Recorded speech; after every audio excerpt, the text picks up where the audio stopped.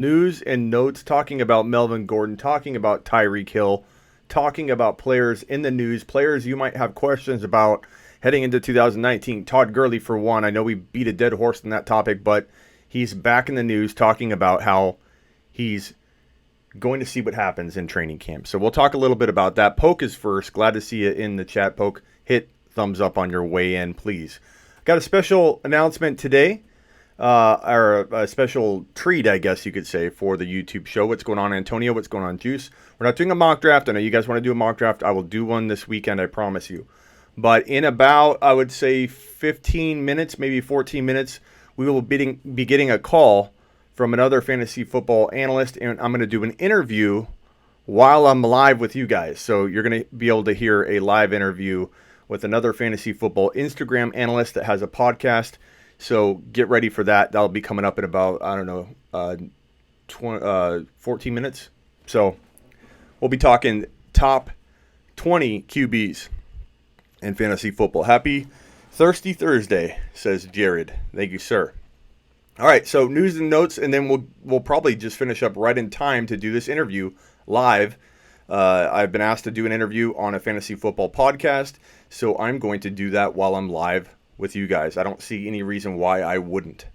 Okay, so Melvin Gordon, he says he's holding out. Melvin Gordon says he's going to demand a trade if he does not get a new contract. A lot of speculation floating around fantasy football waiver or news wires, a lot of guesswork going on, a lot of freaking out, a lot of less support, and people saying, "Oh, I'm going to take him anyways." More people are really worried about this, I think, than ever before, because players used to threaten to hold out all the time, and then they'd come crawling back in week one and start and play, and oftentimes get hurt because they held out and really put themselves in an even worse position. Now, Le'Veon Bell may have set a trend where we have players actually considering holding out an entire season. These running backs aren't getting paid. Let's be honest, they aren't. But the problem with the running back and the dilemma the running back has in the NFL is that nobody gets that big contract until, 4 years or so. And running backs, unfortunately, have a shelf life of 4 to 5 years. So what team's going to pay them another 4 or 5 years worth when they know they're going to get maybe 1 or 2 elite years? So it sucks. But it also sucks from a fantasy football perspective that now we can't honestly count on these players that are threatening to hold out to return anymore. Le'Veon Bell changed everything in terms of our expectations and our calling the bluff of the player and drafting that player anyways, trying to get a steal from people freaking out and having knee-jerk reactions to the news. That used to be how you handled this as a fantasy football owner. You'd say, oh, this guy, he's a novice. He thinks that Bell is really going to hold out. Well, it didn't hurt me too much because I had a lot of James Conner shares in 2019, my number 2 bold prediction on the year. But I did have Lev Bell in 2 of my 15 leagues that I have. And in those leagues, it did hurt me. So while I benefited, and we all benefited greatly at sleeperu.com because we were all on the James Conner wagon, it did hurt, a lot of people. And it sucked to watch because Le'Veon Bell literally is the best running back in the NFL. Now, you could say that he no longer is. I get it. His situation isn't ideal anymore. He probably will never return to the Le'Veon Bell that we have come to know and love and start on our fantasy teams at knowing that we're going to get top 1 to 5 running back numbers. He probably won't produce that in 2019. He could, but he's getting drafted at 7 to 9 for a reason. People are skeptical that he'll get the receptions he needs. People are skeptical that he'll get the TDs he needs. What's going on? So Melvin Gordon is holding out. Melvin Gordon is caught on video, and I have that video on my Instagram feed.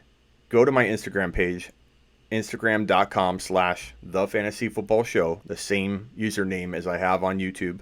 Go to my Instagram page and watch the video of Melvin Gordon back in the fall of last year talking about Le'Veon Bell's holdout. And what he says in that is that I don't, he basically says, in paraphrasing here, I don't blame him. I would hold out too. man's going to put his heart on the line or whatever he said. I'm paraphrasing again. Give him everything he's got and you're not going to pay the man is basically what he was saying. Again, I understand their thought process. I understand how frustrating it could be to be a running back, be the most critical position in fantasy football, most critical NFL position, the most brutal, hard-working, abuse-taking position in NFL football. And the guy can't get paid like other players. And then he's got to run another year and be so much closer to his end and not get that contract. It does suck. But there's the argument that they did sign the contract. They knew what they were getting into. And I don't think that Melvin Gordon is going to get what he wants out of this, just like Le'Veon Bell did not get what he thought he was going to get. Le'Veon Bell talks about this like he had some kind of victory in all this. Le'Veon Bell didn't do half the damage he thought he was going to do in terms of a contract and getting paid and getting what he wanted. I don't think Melvin Gordon's going to do himself any favors by holding out an entire year. So I don't think he's going to hold out an entire year. I really don't. But because we thought that about Bell, and my bold prediction last year on James Conner and Jalen Samuels didn't even speak to Le'Veon Bell's holdout. I wrote that prediction so far in advance, it didn't even talk about Bell holding out. So let me make that clear. It looks like we're going to go early with this interview, guys. Hold on. Let's see here. What's going on, man? Hello?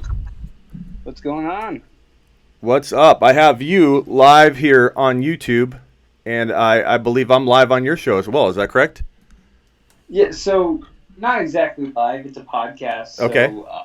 It's probably going to be up tonight, so maybe like live delayed? Live delayed. Okay, can you guys hear him? This is Joey. Joey's from fantasy.football.analyst on Instagram. If you haven't checked him out, go check him out. I just want to make sure you guys can hear the audio. Can you guys hear him okay? Let me know. Yeah, you guys can hear me. You can hear me okay? Am I good on your podcast? Can you hear me all right? No echo? Yeah, okay. You're good. I haven't actually started recording yet. I did a little intro thing, and okay. I'm probably start in a minute. Let's talk QBs, right? Yeah, so just make sure everybody can hear me in your chat. Yeah. Anything? All good? Okay. Can you guys hear Joey okay? Please let me know real quickly. Let me know if you can hear his audio okay. Audio. Maybe I should talk more so they know I'm here. I'm waiting for a response, guys. How many people we got in there right now? 35, and he hears the audio. Okay, Logan, thank you. So this is right. Joey. I got it on screen here. Joey from Instagram, fantasy.football.analyst. You can also find his podcast, Fantasy Football Analyst, right? Is that right, Joey? They can search for that term? Yeah, you can find me on Apple Podcasts, Spotify, Stitcher, Anchor, whatever you guys listen to podcasts on. Just look for the red logo, and okay. That'll be. So, guys, I'm on his show right now while he's on my show. So technically, I'm quote unquote on his show. So I'm gonna hand it back over to you. And I'm gonna start the recording real quick. All right. Okay, go ahead. All right. All right, guys. So I am now joined by Smitty, and Smitty is now joined by me because we're on each other's shows right now. He's on my podcast. I'm on his YouTube channel. If you guys aren't aware, Smitty has a YouTube channel, The Fantasy Football Show, same as your Instagram, right? Yep, The Fantasy Football Show. The Fantasy Football Show. He's on YouTube. If you guys want to watch live streams, you know, he's on there a lot. He's ringing bells, whatever he's doing on there. But he's definitely giving out good advice, too. So if you guys aren't following him on Instagram, The Fantasy Football Show, YouTube, The Fantasy Football Show. So, let's get into QBs. All right, let's do it. 2 into QBs like last time with Patrick Mahomes. Yeah, I tend to go a little overboard on some of my Pat Mahomes talk, so I'm going to keep it at a minimum if I can, so your podcast isn't like, 30 minutes of Pat Mahomes and then we have a short little...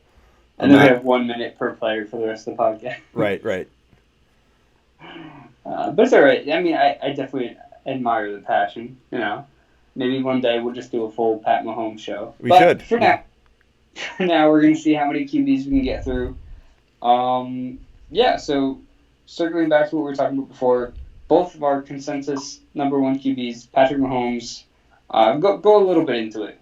Okay, so yeah, we talked about a little bit this last night, but we're going to start over. So we're doing the top 20 QBs. I could even put a graphic on the screen here so you guys know the topic. Top 20 QBs. And this is redraft, right? Yeah, redraft, not dynasty. Okay. So that's the topic that we're talking about. I got it on screen here, guys. Let's get to it. So number one for me and number one for Joey as well. And again, you can find Joey at fantasy.football.analyst on Instagram and also listen to his podcast.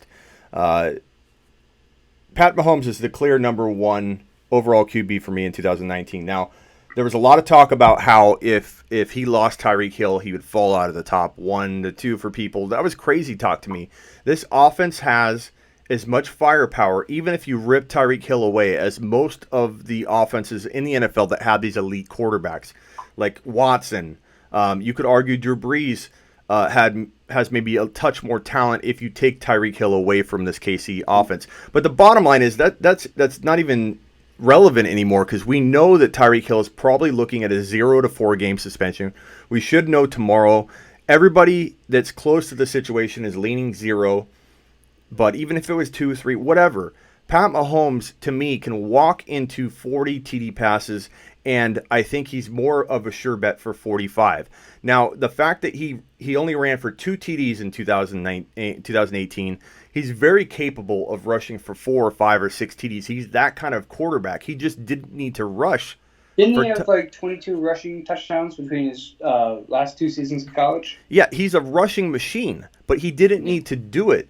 And I think that any offset touchdown loss from that situation, a decline, and people saying that defenses are going to figure him out, that's a load of crap. This offense is super complex. Pat Mahomes will only get better.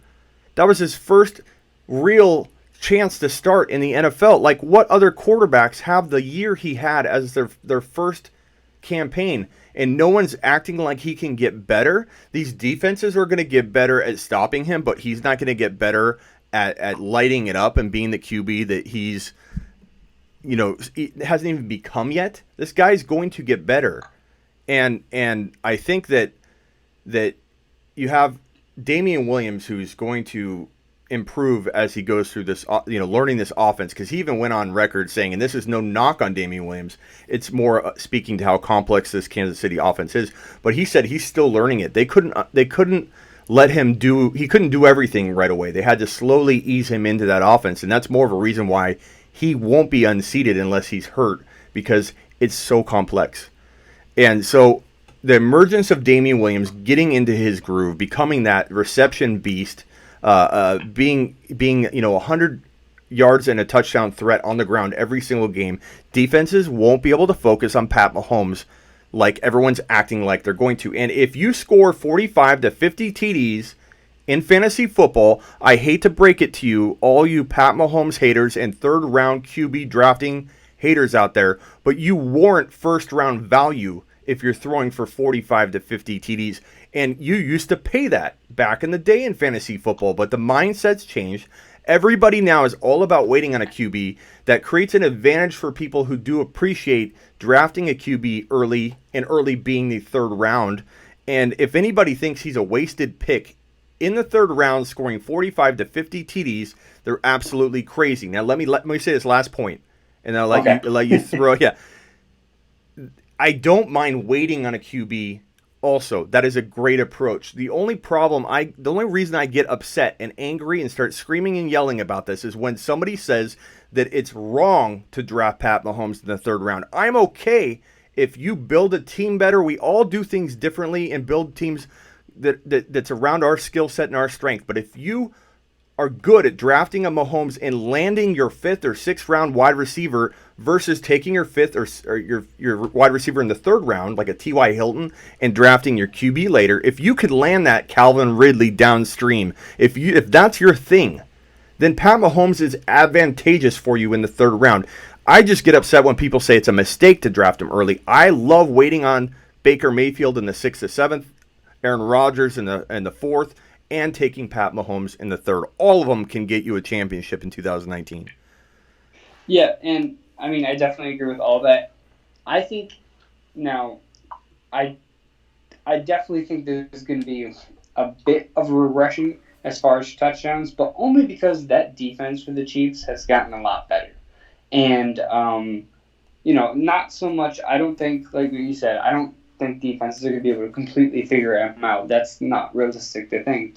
But what I'm thinking is that Chiefs defense is going to be stronger. And I mean, remember that Rams Chiefs game? How could you forget it? 50-50, whatever it was, 53-51. I mean, that was bad defensive play. Like, there were good defensive plays and good offensive plays, but overall, like, you can't have a 100-point game and call either of the defenses good as far as coverage, right? They had big plays with Aaron Donald and some guys up front, but overall, the defense has improved, so they won't be forced into as many shutouts. And, I mean, it'll decrease a little bit, like you said. Still worth that third round value because I definitely see no problem with him breaking 40 passing touchdowns. And like you said, he could improve those rushing touchdowns as well, especially with Kareem Hunt gone as well. So, I mean, Damian Williams just walks into that same exact role, but it can't hurt for Mahomes to run it a few more times as well. So that's our number one QB. Both in agreement on that. If I remember last time, we have different opinions about number 2. I'm Andrew Luck, you're Aaron Rodgers, correct? Correct. Correct. So I actually just put out a post about Andrew Luck, so I just want to talk about him real quick, and then we'll go to Rodgers, because Rodgers is my number 3 anyway. Okay. So, yeah, Andrew Luck, I mean, once this guy hit week 4, he finally got comfortable. He was coming off, almost 2 years removed from NFL? And a lot of people weren't expecting him to have the year he did. I mean, he finished, top 5 in passing yards, second to only Mahomes in touchdowns, and second to only Big Ben in pass attempts. And that's insane to think what he had to overcome. Didn't he have, special treatment in Europe or whatever? I mean, this guy's been through it all with his shoulder. But he has a healthy offseason. And he's got a ton of weapons now. I mean, last year, the wide receiver position outside of T.Y. Hilton was just kind of laughable. I mean, Zach Pascal, Ryan Griffin. No, not Ryan Griffin. What's his name? I don't even know his name. Do you know who I'm talking about? The short guy? Ryan Grant. There it is. Grant, yes, Ryan Grant was there, but, I mean, now they have Paris Campbell in there, Devin Funchess, Deion Kane, maybe in, November-ish. Eric Ebron's there, like he was last year. Jack Doyle's coming back. Marlon Mack's leading the backfield. Naheem Hines had a good year last year. Great O-line. It's a great team. And it's a great overall team. And then you throw in the fact that Andrew Luck had 0 rushing touchdowns. Now, you talked about the rushing touchdowns with Patrick Mahomes, but I think it's really a good indicator that a lot of QBs, their fantasy stats or their points per game have been padded by rushing touchdowns. If you look at Kirk Cousins in his last 3 years in Washington, he had great fantasy seasons, and he had a minimum of 4 rushing touchdowns in each of those seasons. So for Andrew Luck to have 0 rushing touchdowns and still finish in the top 5, which, by the way, the only other quarterback who did that was Russell Wilson, who finished, at least last year, in the top 10 with no rushing touchdowns. So...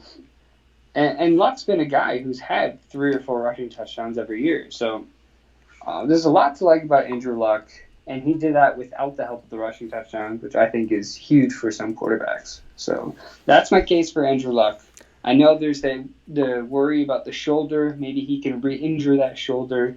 But he also is not running the ball as much as he used to. And he's not putting himself in those situations like he used to before. Yeah, so I'll address Luck real quick just so we can skip on him when we get to me. But I like him. I'm not going to ever rip on Andrew Luck. I've always liked Andrew Luck. I still always have a little bit of worry of, is this shoulder thing going to come back? And that's reasonable. He was gone for so long. Yeah, you got to have a little bit of a worry on that. You can't just think, this is the guy that's going to avoid all kind of long-term injury of the shoulder. You got to worry about it. But I think that for 1 year, so if you're talking just 2019, he's a top 4 lock to me. And I think most people think I'm very, very undervaluing him when I put him at like number 4. And for me, he is my number 4. You'll find out in a minute. But Aaron Rodgers, to me, new coaching staff, they're going to get back to throwing TDs. You got a guy in Devontae Adams that was number 1 or number 2, depending on the data you looked at in 2018 for consistency. He's a beast. Aaron Rodgers helped make him into the beast he is, but he is a beast. You can't separate situation from player or talent from situation. He is what he is. Adams is a top 1 to 2 wide receiver in fantasy football. He just is. Minimum is 15 fantasy points per game. Yeah, he's consistent. He's a beast. Now you have Geronimo Allison, Valdez Scantling debates going on left and right. Who's going to be the number 2? Everyone thinks they know the answer. They've got the sports book almanac. No one knows yet who's going to be the number 2. But I can tell you one thing. This is one of those weird, awkward handcuff wide receiver situations that rarely ever come up, where you can grab both at dirt cheap prices because no one knows, and one of those guys is going to get 1,000 yards and 5 to like 7 scores. So Aaron Rodgers has weapons, and Aaron Jones is he's bulking up. He's taking the offseason seriously. I think for the first time, this guy could stay healthy and light the league on fire and become a steal in retrospect in fantasy football. This guy could have a top 10 running back season in the cards if he stays healthy. Health is the only concern at this point. And you have a dynamic offense. Aaron Rodgers will get back to 40 TDs. I think this is going to be a team that is Super Bowl contending, and they're going to have an amazing bounce back year. I freaking love Aaron Rodgers in the 4th round. The only reason I don't take him in the 4th round is half the time I don't make it that far because my addiction of drafting Pat Mahomes in the late 3rd is so bad that I That's can't. what I was going to say. You don't get to Aaron Rodgers because you already have a quarterback. Yeah, no, but if I do decide, like if Kittle falls to me in the 3rd round, love it. If Damian Williams falls to me in the 3rd round, freaking love it. Aaron Jones, I sometimes will take in the 3rd round, although I love when people are not in the know and they let Aaron Jones fall to me in the 4th. But Aaron Rodgers in the 4th round is about as big a steal as you can find in that 3rd or 4th round range because he can lead all QBs in scoring. He could compete with Pat Mahomes. These two guys, to me, and there's one other QB that I think are going to be above the rest in 2019. Luck can definitely be in that mix, but there are 3 guys that I'm targeting in almost every league. I want to own at least one of these 3, and Aaron Rodgers is number 2. And I think I knew who number 3 is. Now, so your top 3, right? Let's just have a list so far. You have the list on the YouTube stream right now? I don't have the list. I can put a list up. That's a good idea. I'll keep but the problem is I'll probably be putting my list on the screen, but mine would be Mahomes, and then Rodgers. A-Rod, and then go ahead. I know who your 3rd is, but we'll get to that in a second. So I'm going to let my peeps know who I'm going to say, but go ahead. Yeah, so we have my top 3, Patrick Mahomes, Andrew Luck, Aaron Rodgers.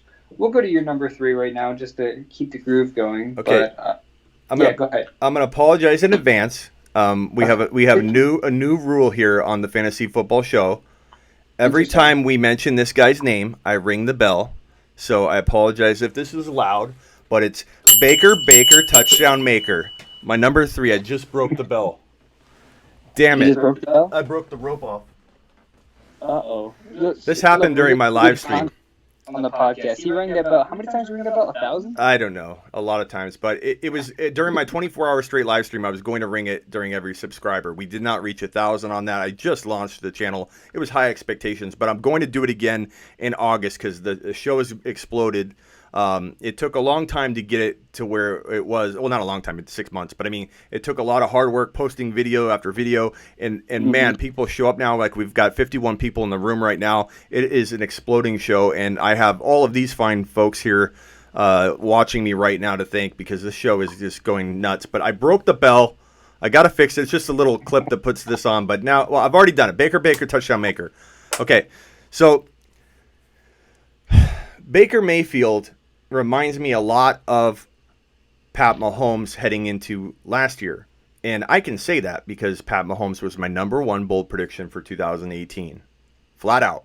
And I said he'd be a top 5 QB, and he was number 1. So I feel like I have a good instinct for breakout QBs. I always kind of have. Baker Mayfield is screaming that same kind of. He smells exactly like Pat Mahomes, and Baker's in the kitchen cooking constantly, and Baker is going to cook all day on Sundays, and hand out TDs to Odell Beckham Jr., Nick Chubb, Landry, and Njoku to a tune that is very similar to the one that Pat Mahomes, that degree that he's been dishing it out in Kansas City. It's going to look very much the same. These are two of the most aggressive fantasy football offenses in fantasy football, the most aggressive NFL offenses too. Obviously, they go hand in hand. But to me, I think you could have a 37 to 40 TD passing season out of Baker Mayfield. Throw in 3 to 4 or 5 TDs. Overall, this guy's getting over 40 TDs, and he's going to have a monster year. He was very consistent from the point when he was starting on last year. There was a string of games you can look at where he was doing very, very, very well when compared to the other starters in the NFL. I think Njoku's going to eat. I think Odell's going to eat. These guys are constantly going to be fed by Baker, touchdown maker. And I see Odell Beckham Jr. finishing number 1 for fantasy football wide receivers in 2019. I think he's going to have 15 TDs of all of those Baker touchdown maker touchdowns. Yeah, and I'm on the same board as you. I remember very early on in the offseason, Baker was being drafted in, I think it was like 9th, 10th round. And those were good times. And I'd still definitely take him in like the 6th, 5th round. I don't even know where he's going right now. But I feel like the biggest argument against Baker is the amount of interceptions he threw. But he was a rookie. I mean, he's got more weapons now than he had last year, and his second year in the league. So I mean, I don't think that's going to be an issue. He did have some bad chemistry issues with Jarvis Landry. I mean, this guy had 141 targets and only 81 receptions on those targets. So I mean, that's another reason why I think Odell Beckham, like you said, can be a top guy. There's some people out there, I won't say who, but I think you know who I'm talking about, who say that you should stay away from Odell Beckham Jr. because Jarvis Landry is there. But I think you should stay away from Jarvis Landry because Odell Beckham is there. And not that you should even stay away from Jarvis Landry, because he's going to be that starting slot wide receiver in a very good offense. So, I'm totally on board with Baker. I have him a little lower just because, look, it's still the Browns. And I know it's not the same Browns team that we're all used to, but I just want to see them go out and prove it. I'm not doubting that it can go out and prove it, but I just want to see it before I put him that high. You're a bolder guy. I know you have no problem putting him that high, but I like to be a little safer sometimes. I fly close to the sun, as I told you before. I'm not afraid of it. You only live once. You do only live once. But and for those that are new, or for your followers or listeners, I'm not some new guy in the industry. I've been doing this 15 years. I'm on CBS Sports Radio, and I have been dropping bold predictions on CBS Sports Radio and NBC Sports Radio for 15 years. And I have a track record for this, and you can view that track record at sleeperu.com. You can ask the people in the forum, and they'll bark back at you if you want to try and tell them that I'm not going to land this or land that. They've been following me for 15 years, and they absolutely love the content. The bold stuff is the reason I got into the industry to begin with. Is I was tired of, in February, Joey, I would be looking for top 20 QB rankings, top 20 running back rankings. And all of my friends back, this is a long time ago, all my friends would be like, "You're crazy. Why do you want to draft? Why do you want to do this now? I want to do the draft now. I wanted to draft instead of August. I wanted to draft in March." And there was no content out there. There weren't a lot of dynasty leagues even back then. But I created this because of my love for trying to be ahead of the curve, trying to be way ahead of the season, trying to talk about this stuff all the time. And so I think that's why I get so immersed in some of the rising and falling of players, is because I never shut it down. A lot of content people in the fantasy football industry will actually kick it back into gear in June and July. I'm literally in February or even January writing for 2019, talking about the breakouts, bowl predictions, and all that. And for me, Baker Mayfield is I can't emphasize enough that I have a gut feeling that this guy, backed up by predictions I've landed in the past to prove that this gut instinct should be listened to. A gut instinct that this guy is going to be just as explosive, and even though people kind of see him coming, like people kind of saw Mahomes coming, people are going to be very upset that they're not on the Baker train heading into 2019. And we all do so many leagues, Joey. Take a gamble in one of them. That's my advice to anybody. It's not like you play in one league anymore. You want to own some shares because it's going to be a fun ride. Yeah, I mean, you said just about all you could about Baker there. But I love it. I love the passion. I love the fact that you've been doing this for so long. And it really shows because, everything you say is articulate and stuff like that. I know you have the history with the bold predictions, so hopefully we can keep that going. I'm all on board with Baker just like you. I just have him a little more down under two guys. So I want to jump over a couple guys real quick, so I'm just going to talk about them briefly. If there's anything you want to add, just because I want to see how many guys we can actually go over. Okay, no problem. So Deshaun Watson, I have him at number 4. I mean, not too much to really add. Hopefully that offensive line can be improved and he can do even better than he has been doing. Last year was his first year off ACL. And now he's 2 years from the ACL. He's healthy going into the season. I mean, great mobile quarterback. He's still got DeAndre Hopkins there. There's not too much to hate about Deshaun Watson. Definitely love him in the top 5. Matt Ryan's my number 5. And mainly because I know a lot of people say the pattern with Matt Ryan is every other year he'll finish outside the top 10, outside the top 15. So last year he was the number 2 quarterback. So the trend supposedly is for Matt Ryan to finish outside the top 15, top 10. But with Matt Ryan this year, it's different because he has an offensive coordinator that he's familiar with. And this is a guy who led the Buccaneers to one of the best offenses in the league. Maybe not a great head coach, but he's a great offensive coordinator. He's familiar with Matt Ryan. Matt Ryan's familiar with him. Matt Ryan's got a ton of weapons. And another interesting fact about Matt Ryan is how well he plays in a dome, more specifically at home, but also just in a dome in general. So last year, Matt Ryan in a dome averaged 25.8 points per game. Do you know how many points per game Patrick Mahomes averaged last year? Depending on the scoring, but in your specific scoring, what was it? 26. Okay. So at home / in a dome, Matt Ryan only had 0.2 less points per game than Patrick Mahomes. Now, looking into 2019, Matt Ryan has 13 games in a dome. Obviously, that's not what we want to base our whole season off, but if you factor that in with being familiar with the offensive coordinator, I have no problem with Matt Ryan finishing as a top 5 quarterback. So, those are my takes on Deshaun Watson and Matt Ryan. Is there anything you want to add on either of those two guys? Okay, so I turned to someone was saying you had a little bit of echo. Can you guys hear him any longer, or was he going away?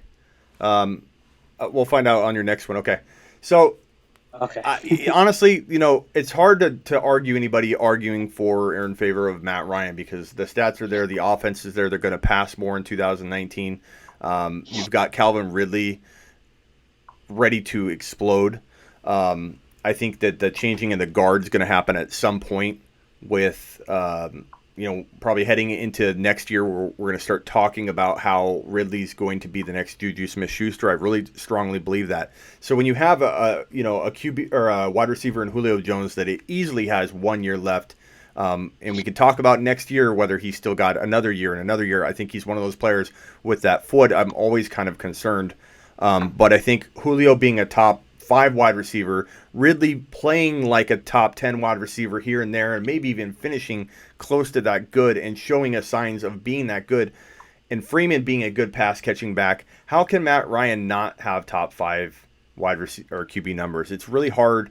He's just one of those guys that's hard, kind of like T.Y. Hilton, to rank where you probably should rank them, or Adam Thielen, for example. Those are 2 wide receivers that are not like sexy picks, and you always don't want to pick them as high as you probably should.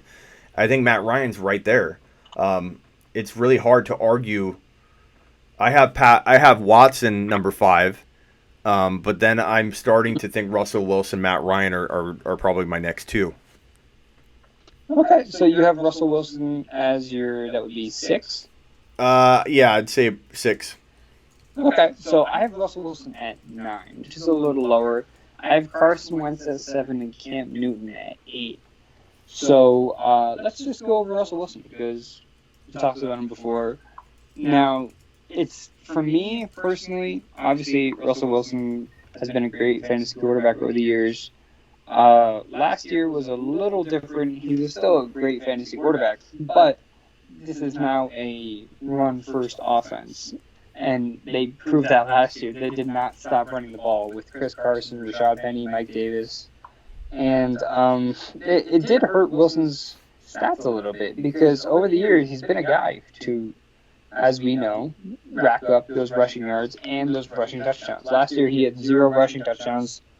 And what I was talking about luck earlier, right? I mean, that's something that can change. If Wilson runs in the ball 2 or 3 more times, then maybe we're talking about Russell Wilson as a top 6 guy instead of the number 9 guy last year. But I don't know. I just don't feel like they need to do that with Wilson. And another thing about Wilson, he had 35 passing touchdowns on 427 attempts, which isn't a whole lot to get that. I mean, the touchdown percentage on that between him and Lockett was ridiculous. That was, I don't want to say lucky because they were very consistent at what they did, but it's hard to think they're going to repeat exactly what they did last year. The connection between him and Lockett, and if they didn't have that strong of a, I hear the echo a little bit.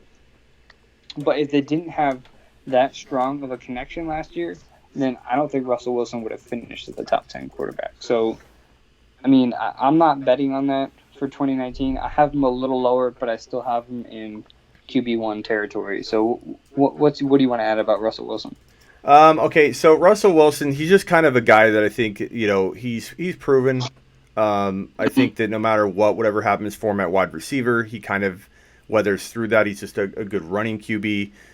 He's a good adapter to his environment and changing situation. And I think that you give him a DK Metcalf, I think that's going to do Russell Wilson some good. I don't know that DK is going to live up to the expectations of everybody else.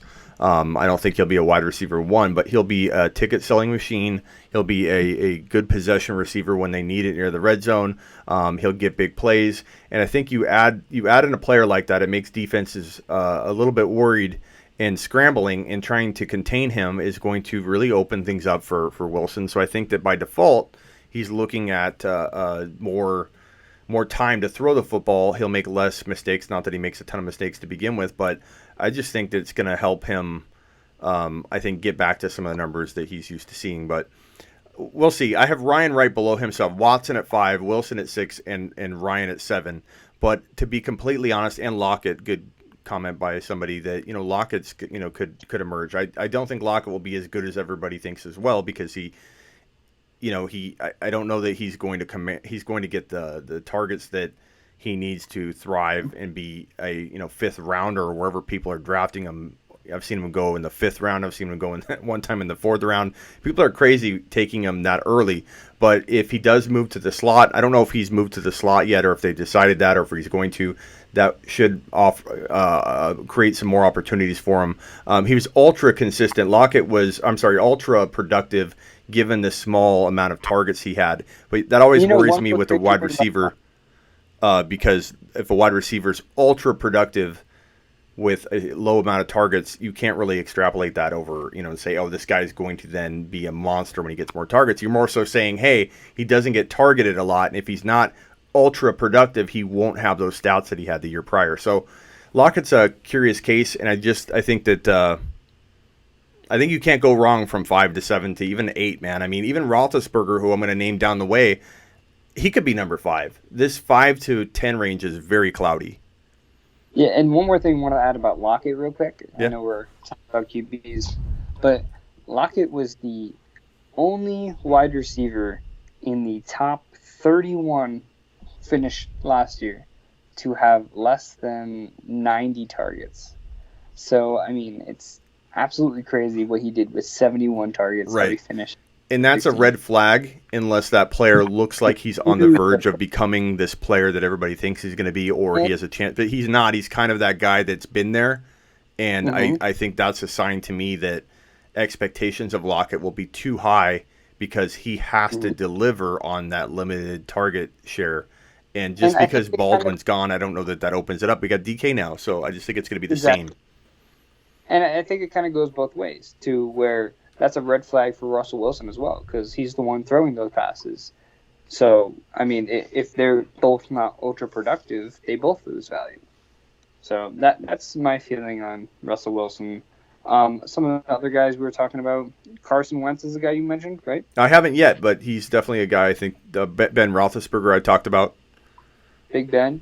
Where do you have Big Ben? That's the thing, man. I mean, every time I do, if anybody says that their rankings aren't all over the place, even a so-called expert, they're crazy, because I can do my rankings the next day, and I literally am like, why do I have that guy there? Why is Big Ben so low on my rankings? Like, I do my rankings so much, that's what happens. I literally am looking at my rankings right now that I did a couple days ago, and I'm thinking to myself, Big Ben's a little low.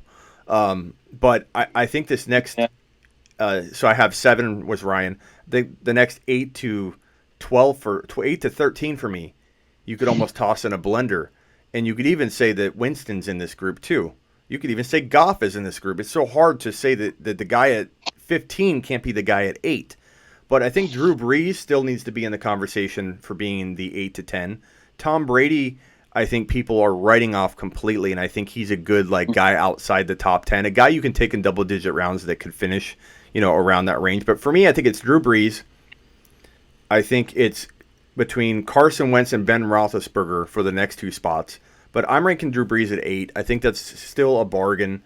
I think he still has the potential to really produce awesome stats in 2019. I think it's not too much to ask to rank him at 8. I know some people don't even want him at all, but I don't get that. I don't get why Brees doesn't have the potential. Now, going on Brees a little bit, I'm not too hot on Brees. I have him at number 10, but I still have him, but I'm not an 8. too hot having bad. him at 10. You know what I mean? It's Drew Brees, and it's crazy that if you look at his points last year, right? Let's look at the first 5 weeks: 31, 17, 40, 8, 27, and then even weeks 9 through 11, you got 31, 28, 30. And then you kind of have this mess from after week 12. You have 7, 13, 5, 16, which for Drew Brees is a mess. And that kind of continued into the playoffs. I mean, he just didn't look like himself in the playoffs. And, I mean, he also finished with 4 rushing touchdowns, which is very unusual for Drew Brees. He's not usually a guy who finishes with over 2 rushing touchdowns. So that kind of buffs his points up a little bit.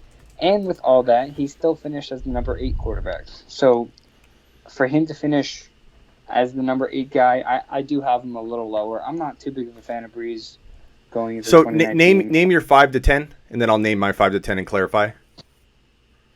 Okay, so my 5 to 10, Matt Ryan 5, Baker 6, Carson Wentz 7, Cam 8, Russell Wilson 9, and Drew Brees 10.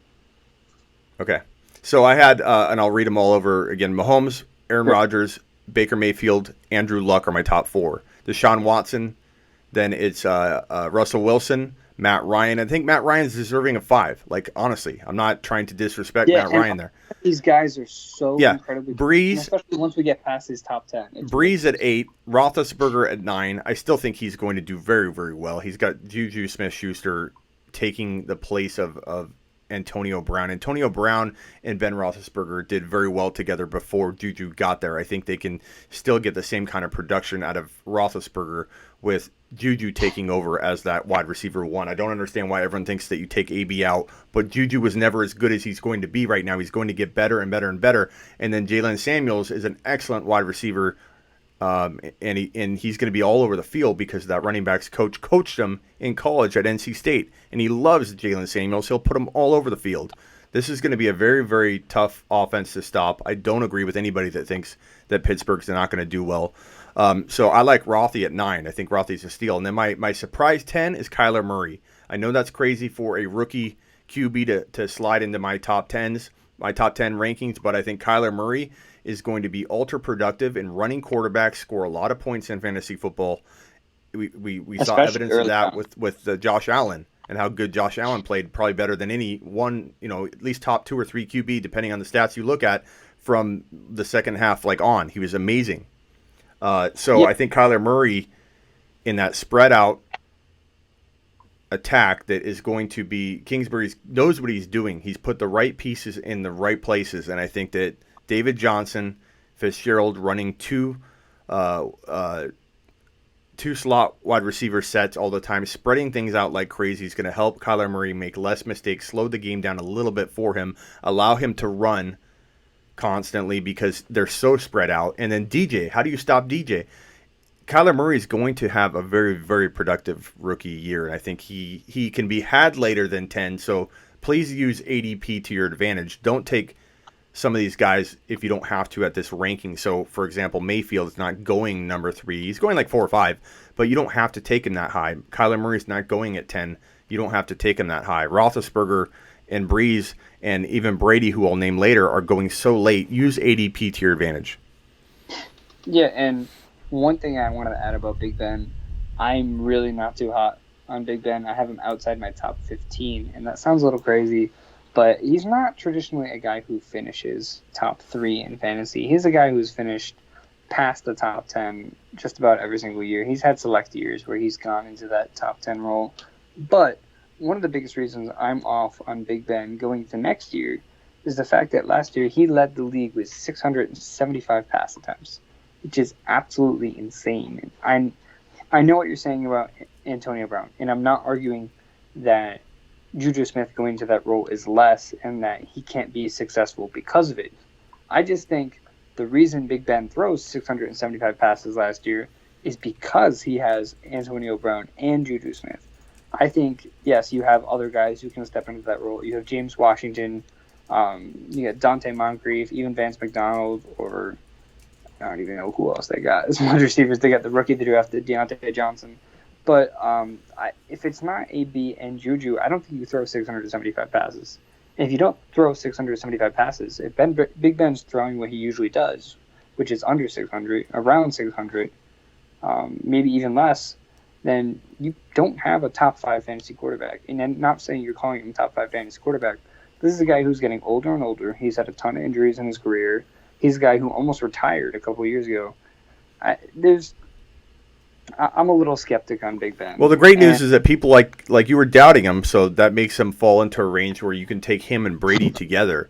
I like nothing more than if I do miss out on one of the top 3 QBs that I like, so Mahomes, Rodgers, or Mayfield, or Luck if I have to take Luck. And I like Watson, but if I miss out on one of my big 3, I have in one draft so far drafted Brady and Roethlisberger together.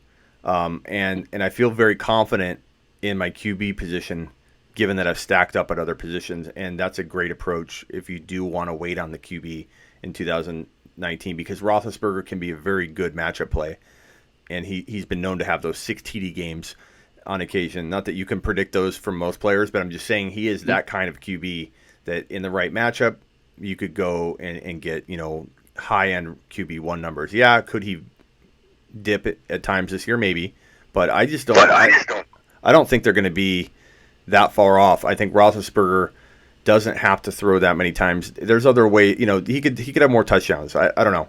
I think it'll wash. I think he'll do okay. I think he'll have top 5 to 10 QB numbers in 2019. So he's a bargain at the later half of that top 10. Well, it's good that we all have different opinions. Yeah. Because what would fantasy be if we all had the same opinion? You know what I mean? I agree. These shows would be pointless. So. Yeah. Now you brought up Tom Brady before, and I just want to go back to Tom Brady real quick. I am a Patriots fan. Are you in Arizona? I know you live in Arizona. You're a Cardinals fan, right? I'm a Cardinal fan, but honestly, I'm not going to sit here and say that they're the team that needs to win on Sunday, or I can't, or I get sick to my stomach. I root for my fantasy team before I root for any single NFL team, because I got into this business without, or I got into fantasy football in 1993. So I've been playing longer than I think anybody I've ever run into in either the business or especially on Instagram, because nobody's been playing that long.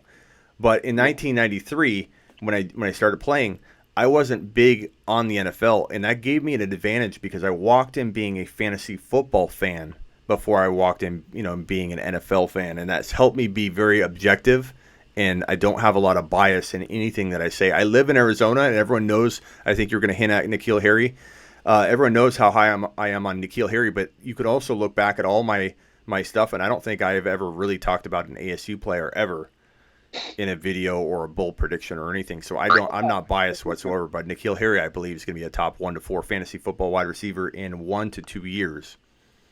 Yeah, and I definitely love N'Keal Harry as a player, and I can get on board with what you're saying. But what I wanted to bring about Tom Brady is that, like you said, he's being really undervalued last year. And let me ask you, where did Tom Brady finish in 2017? Right? You tell me, because you probably got it right in front of you. I don't, but from what I know and what I remember, he was a top 3, top 5 quarterback. I'm sure he was. Now, 2018, right? Going into last year, Tom Brady was the number 14 quarterback. But the difference between those 2 years is so small. I mean, the attempts. 2017, 581. 2018, 570 attempts. The yardage was less than 200, well, a little over 200 difference. The touchdowns, 3 touchdowns apart. He had 3 more interceptions in 2007. The actual stats difference between those 2 years is very, very minuscule.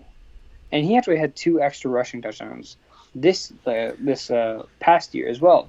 So I think the fact that Tom Brady finishes the 14th quarterback was really, really in part of a crazy NFL season in terms of passing yards, passing touchdowns, just a crazy offensive year in the NFL. Tom Brady stayed relatively close to what he usually does. And similar to the stats he had, he finished as a top 3, top 5 quarterback just 2 years ago with very similar stats. So if you expect, and now look, I know he's 42. He's going to be 42 when the season starts. He lost Gronk, and those are all reasons to take him down. But I mean, Bill Belichick, Josh McDaniels, and they're going to find a way, whether it's dumping the ball off to James White and having him running in for a touchdown, or Edelman in the middle, using N'Keal Harry on the outside, or wherever they decide to play him, they're going to find a way to get it done.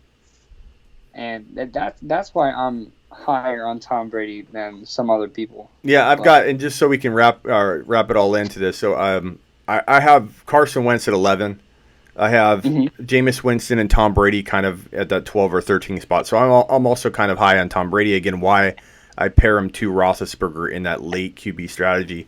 My 14 is really between Josh Allen, Cam Newton, Jared Goff, Rivers, Trubisky, Garoppolo. That really kind of rounds out my 11 to 20.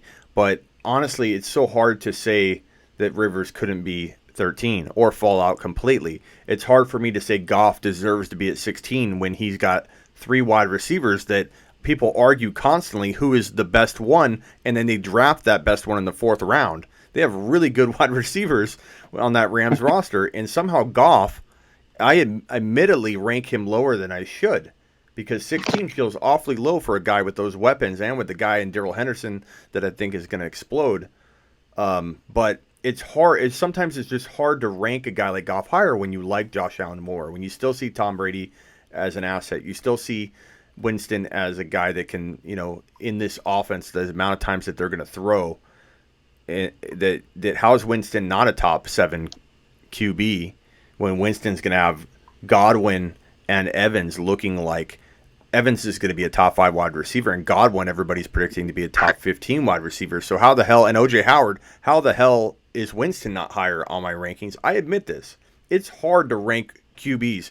And when people rip on it in a post, you're on Instagram, I'm on Instagram, people do it in the comments, and they say, how the hell, these are the worst rankings I've ever seen. How the hell do you have Winston number 14? If you were to change it based on that guy's comment and say, you know what, let me move him for you. Let's just say you did that to be nice. You move him up to 8. Then you have somebody message you that would say, why the hell is Winston number 8? Your rankings suck. You're an idiot.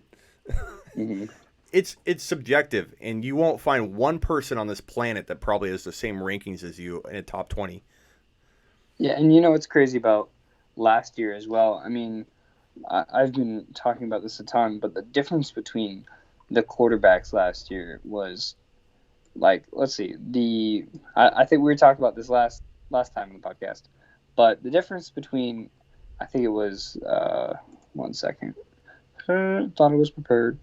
So the difference between the number 13 quarterback and the number 24, 25 quarterback was like less than 2 points in terms of points per game. Mm-hmm. And that's just insane. That's a lot of guys that are just really, really close to each other in terms of how efficient they are. So, and I think that can be applied to this year as well. A lot of quarterbacks can be really close. It's almost impossible. The hardest position to rank by far. Is Brady your number 11? Is that what you said then? I have Brady at like 14. I have Brady at 14, but a lot of people have him like close to 18, 19, 20. So I have him a little higher than some other people. We both have him pretty high, but I just want to include him. Did you want to read your 11 through 20 or however you wanted to do it? I didn't quite catch yours. So let's just read, up to 20, and then from there we'll just talk about a bunch of guys and go over who we can. We'll touch on Carson Wentz a little bit. Carson Wentz and Cam Newton, because we didn't really go over them. Do you mind touching on the Melvin Gordon topic after? Because that was something somebody was wanted to talk about again. Yeah. Okay. Yeah. After we finish with QBs, I have no problem going over that. But, so Jared Goff, 11, Jameis Winston, 12, Dak, 13, Tom Brady, 14, Kyler Murray, 15. Then it goes Rivers, Allen, Cousins, Ben, and Trubisky. Okay. Although I'm very close to putting Sam Darnold in over Trubisky, but it's close. But I do like Trubisky as well. So, and like I said, the numbers you can't even think about too much because these guys are so incredibly close to each other. You could put this 100 different ways, and you're still going to get a whole bunch of guys that are very, very close to each other at the end of the year. So, let's touch on Carson Wentz. I mean, This is a guy who's been very, very efficient. He's been very good when he's been healthy, and he's been very good when he's been on the field.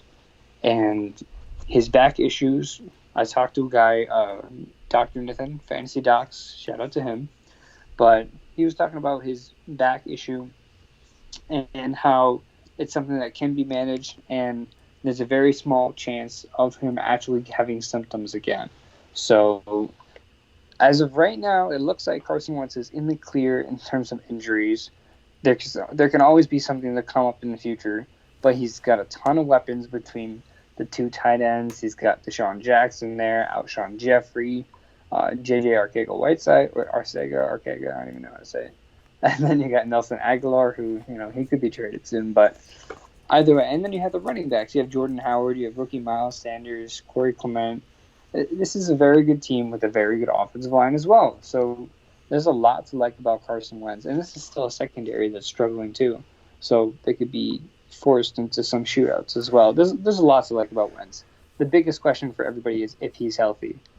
But, I think that's the biggest question for me. Can Carson Wentz stay healthy? I think he was looking like a potential top 5 QB at one point heading into his injury. And I think, everyone was hoping, they still are hoping that he can show that kind of talent, I think, eventually. And I'm holding out hope for it. And that's why, we'll see. I didn't list Wentz was, I'm sorry if I didn't even mention it. Wentz was number 11 for me, I believe. And I didn't mention it out because I had it on my phone here. Sorry about that. So let me put that on the screen here because everyone's going to flip out why Wentz wasn't even listed on that when I read off the remainder because I skipped over Wentz. So I'll put Wentz there so everybody knows. Wentz to me is he's borderline 10-ish for me.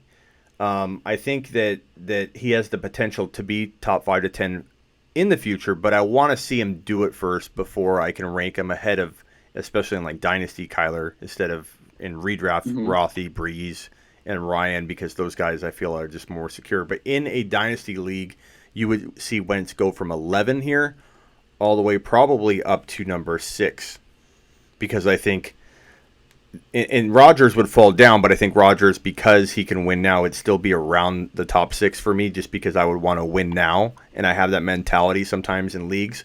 but I think that you're talking about Wentz being pretty safely nestled in there with Kyler Murray probably in that top 6 in Dynasty. Yeah, I mean, definitely reasons to be higher in Wentz in Dynasty. But another guy you're really high on in Dynasty is Kyler Murray. You have him at 10, right? Yeah, for redraft, I have him at 10. I think he's, definitely got top 5 to, 6, top 7 potential. And I got someone saying, why do you have in the capital letters Mayfield so high? You're better than this. Well, Anthony, people told me that last year with Mahomes, Anthony. So why don't you circle back then? And Anthony, your opinion doesn't have to match my opinion. You just because you feel differently about a player, no one's right or wrong yet. So it's hilarious though that you feel like for sure what's going to happen, Anthony. But we'll find out. Circle back. I still appreciate you, but that's pretty hilarious. But where's Wentz rank on your top 10? Or your your dynasty? Is he in your top 5 to 10? As far as quarterbacks? Yeah. Absolutely. In dynasty. Yeah, and where does Kyler Murray rank in your dynasty rankings? Would he be top 10? For quarterbacks? Yeah.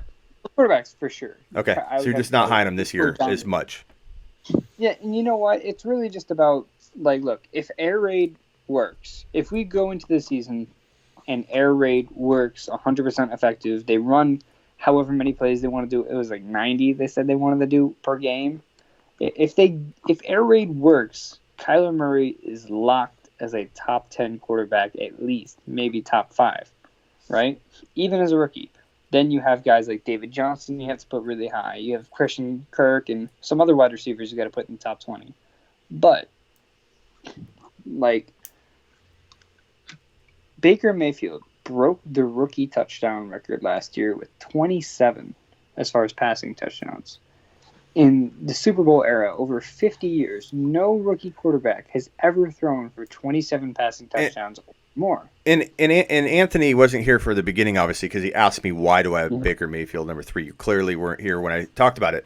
But it's just as you said, how well he did, and he did that while he was learning.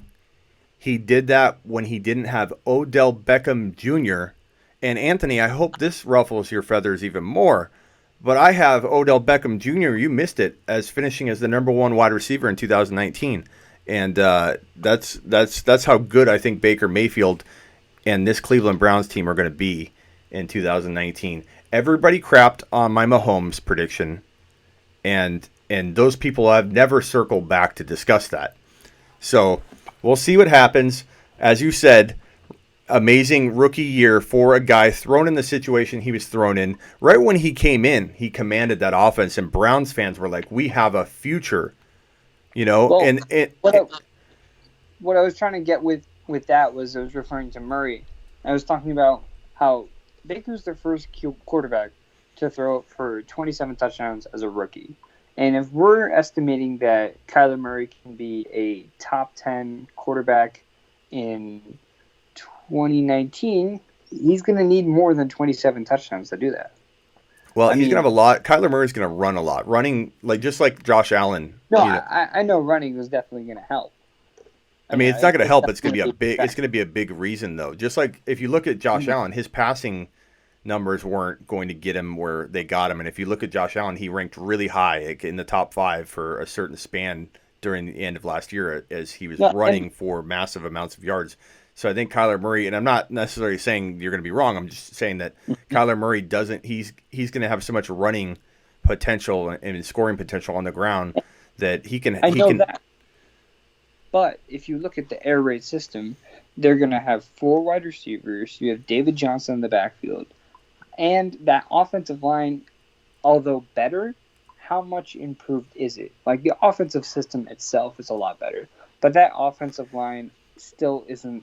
But it's average at best, but I just don't know if there's going to be a ton of opportunity for Kyler Murray to run. But in a certain system, an offensive line can play a lot worse than it's capable of playing. And if you look back to Kurt Warner, using Arizona as an example, look back to Kurt Warner. During Kurt Warner's amazing reign in Arizona, they didn't have the best offensive line ever either, but his quick release and his style created almost a sense of a fake false offensive line improvement, because defenses had to back off and try and cover that attack, that Kurt Warner spread out fast release arsenal that he unleashed every Sunday. In that air raid offense, it will be so spread out, that's going to change the dynamic of the line and their ability to block and their ability to look a lot better and more efficient. That's the way that happens in the NFL. When you don't, sometimes you think you have a really, really bad offensive line, you change your scheme and you change everything about your offense, and it can definitely, I don't want to say mask your problems, but it can definitely make defenses play differently against you, which will not have you looking as bad. You throw Rosen back there, this offense would be garbage.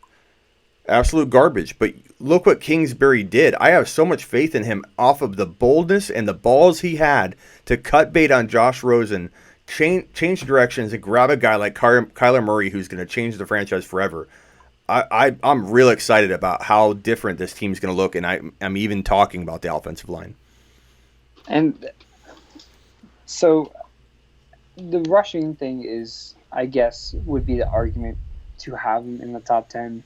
But my biggest thing is, I don't know if he's going to have the opportunity to do so. Because even if this air raid offense works, I mean, you got 4 wide receiver sets. You want to run 90 plays a game. Sure, there's but when you get close to the goal line, you have David Johnson back there. It's much better to do. I don't know.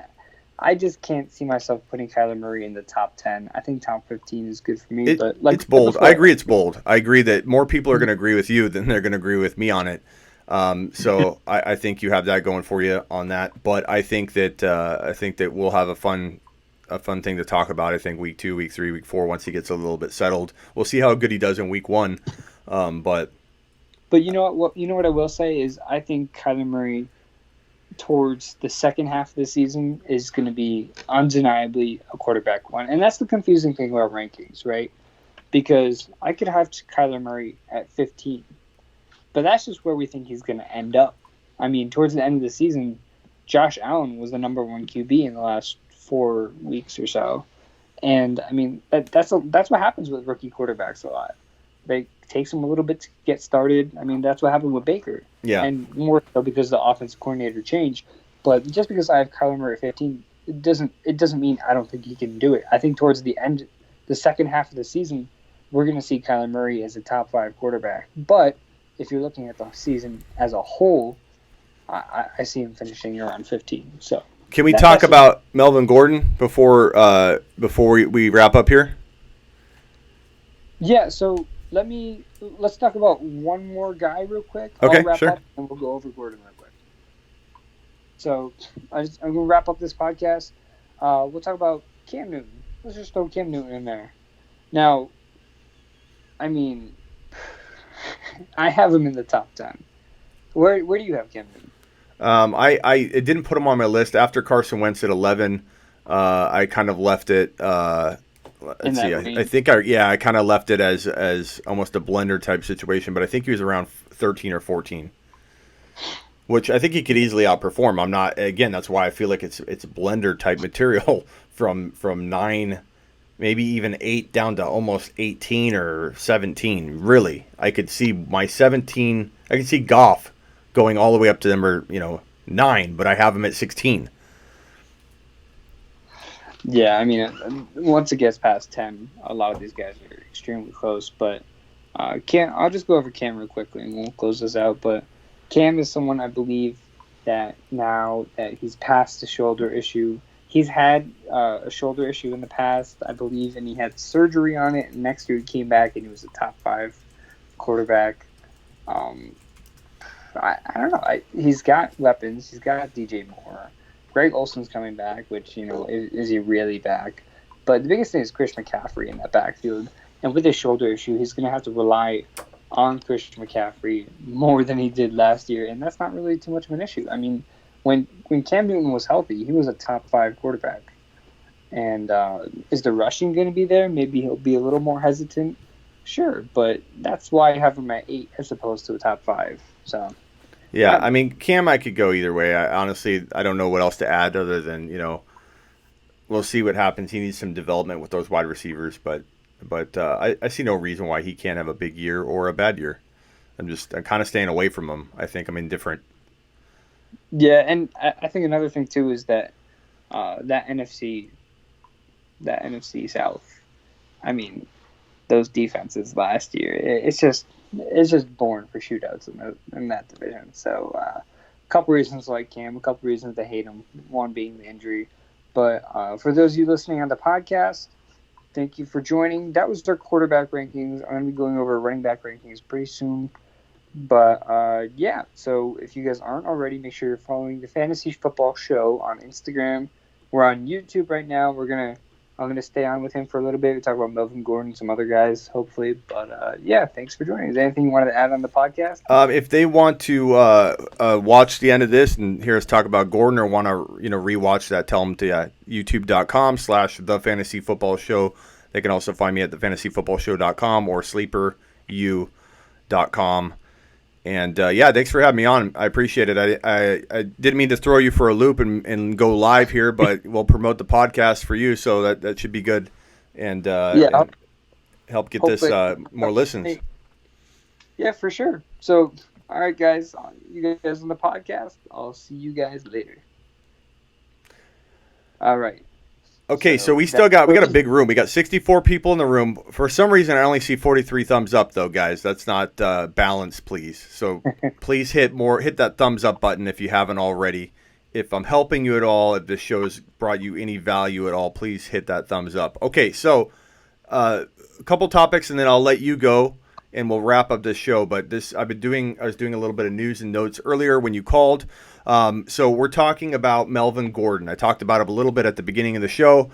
Melvin Gordon, the news today is that he's holding out. Melvin Gordon is going to demand a trade if he doesn't get a new contract.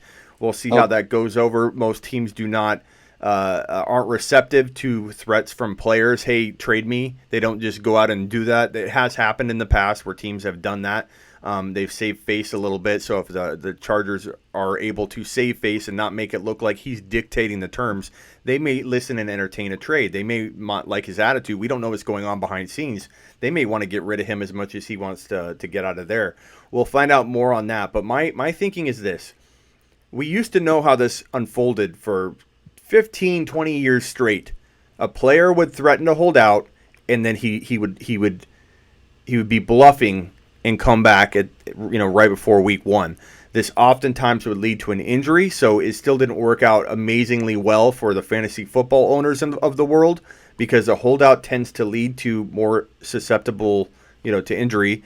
And Melvin Gordon's already an injury-prone type of player. You expect them to miss 1 or 2 games, still somehow get you, 12 to 14 TDs total, but now that he's potentially going to hold out, even if he comes back, there's a risk that he gets hurt in 2019 if this holdout goes into the preseason. Now, I don't know what you're thinking, but my initial reaction is not to have the biggest knee-jerk reaction in the world and drop this guy into the 3rd round. But I find myself saying, okay, you got Mike Thomas, who sometimes falls into the 2nd round, and he shouldn't. You got Mike Thomas, obviously David Johnson, obviously Devontae Adams, and obviously DeAndre Hopkins go ahead of Gordon at this point. But I think you still have Mike Thomas. You have potentially Odell Beckham Jr., in my opinion, who I think you need to take at the top of the 2nd round, not higher, because you can let him fall. But to me, he has the potential to be the number 1 wide receiver in 2019. These are all guys that I have ranked now ahead of Melvin Gordon. Gordon's going to fall into my 2.02 to 2.04 range, I think, at this point. And even then, I don't anticipate or see myself take him in every scenario or a lot of them, because I don't want to get burned. But my question to you is, where is your line in the sand to where you just, at this point, knowing what you know now, predicting what you have to predict now, where do you draw a line where you say, on average, I wouldn't let Melvin Gordon slip past me at this pick? What is that pick for you? It's tough to say right now, because I really want to know more information about this holdout. One interesting thing I did hear was Melvin Gordon and his agent talking about how they didn't want to resort to this, but if they had gotten a respectable offer, then they wouldn't be at this point, which makes me really think that they're not going to be able to come to a deal. But you have to pick a pick. But you have to pick. All right. Well, where you draw I a guess line, around and this- you would take him. I would probably have to say in the second round. I mean, he's not, for an unsure situation, he's not someone I want to take as my first rounder. But even with what you said, the injuries, yes, but if he's starting in that offense, he plays great with passing downs. He scores a ton of touchdowns. He's great as a runner, and he's a guy I would want as my running back one. So he's definitely. I wouldn't want to pass on him in the second, but I would try to get some other guys like maybe Austin Eckler or Justin Jackson to pair with him in case he does end up not playing or plays for a different team.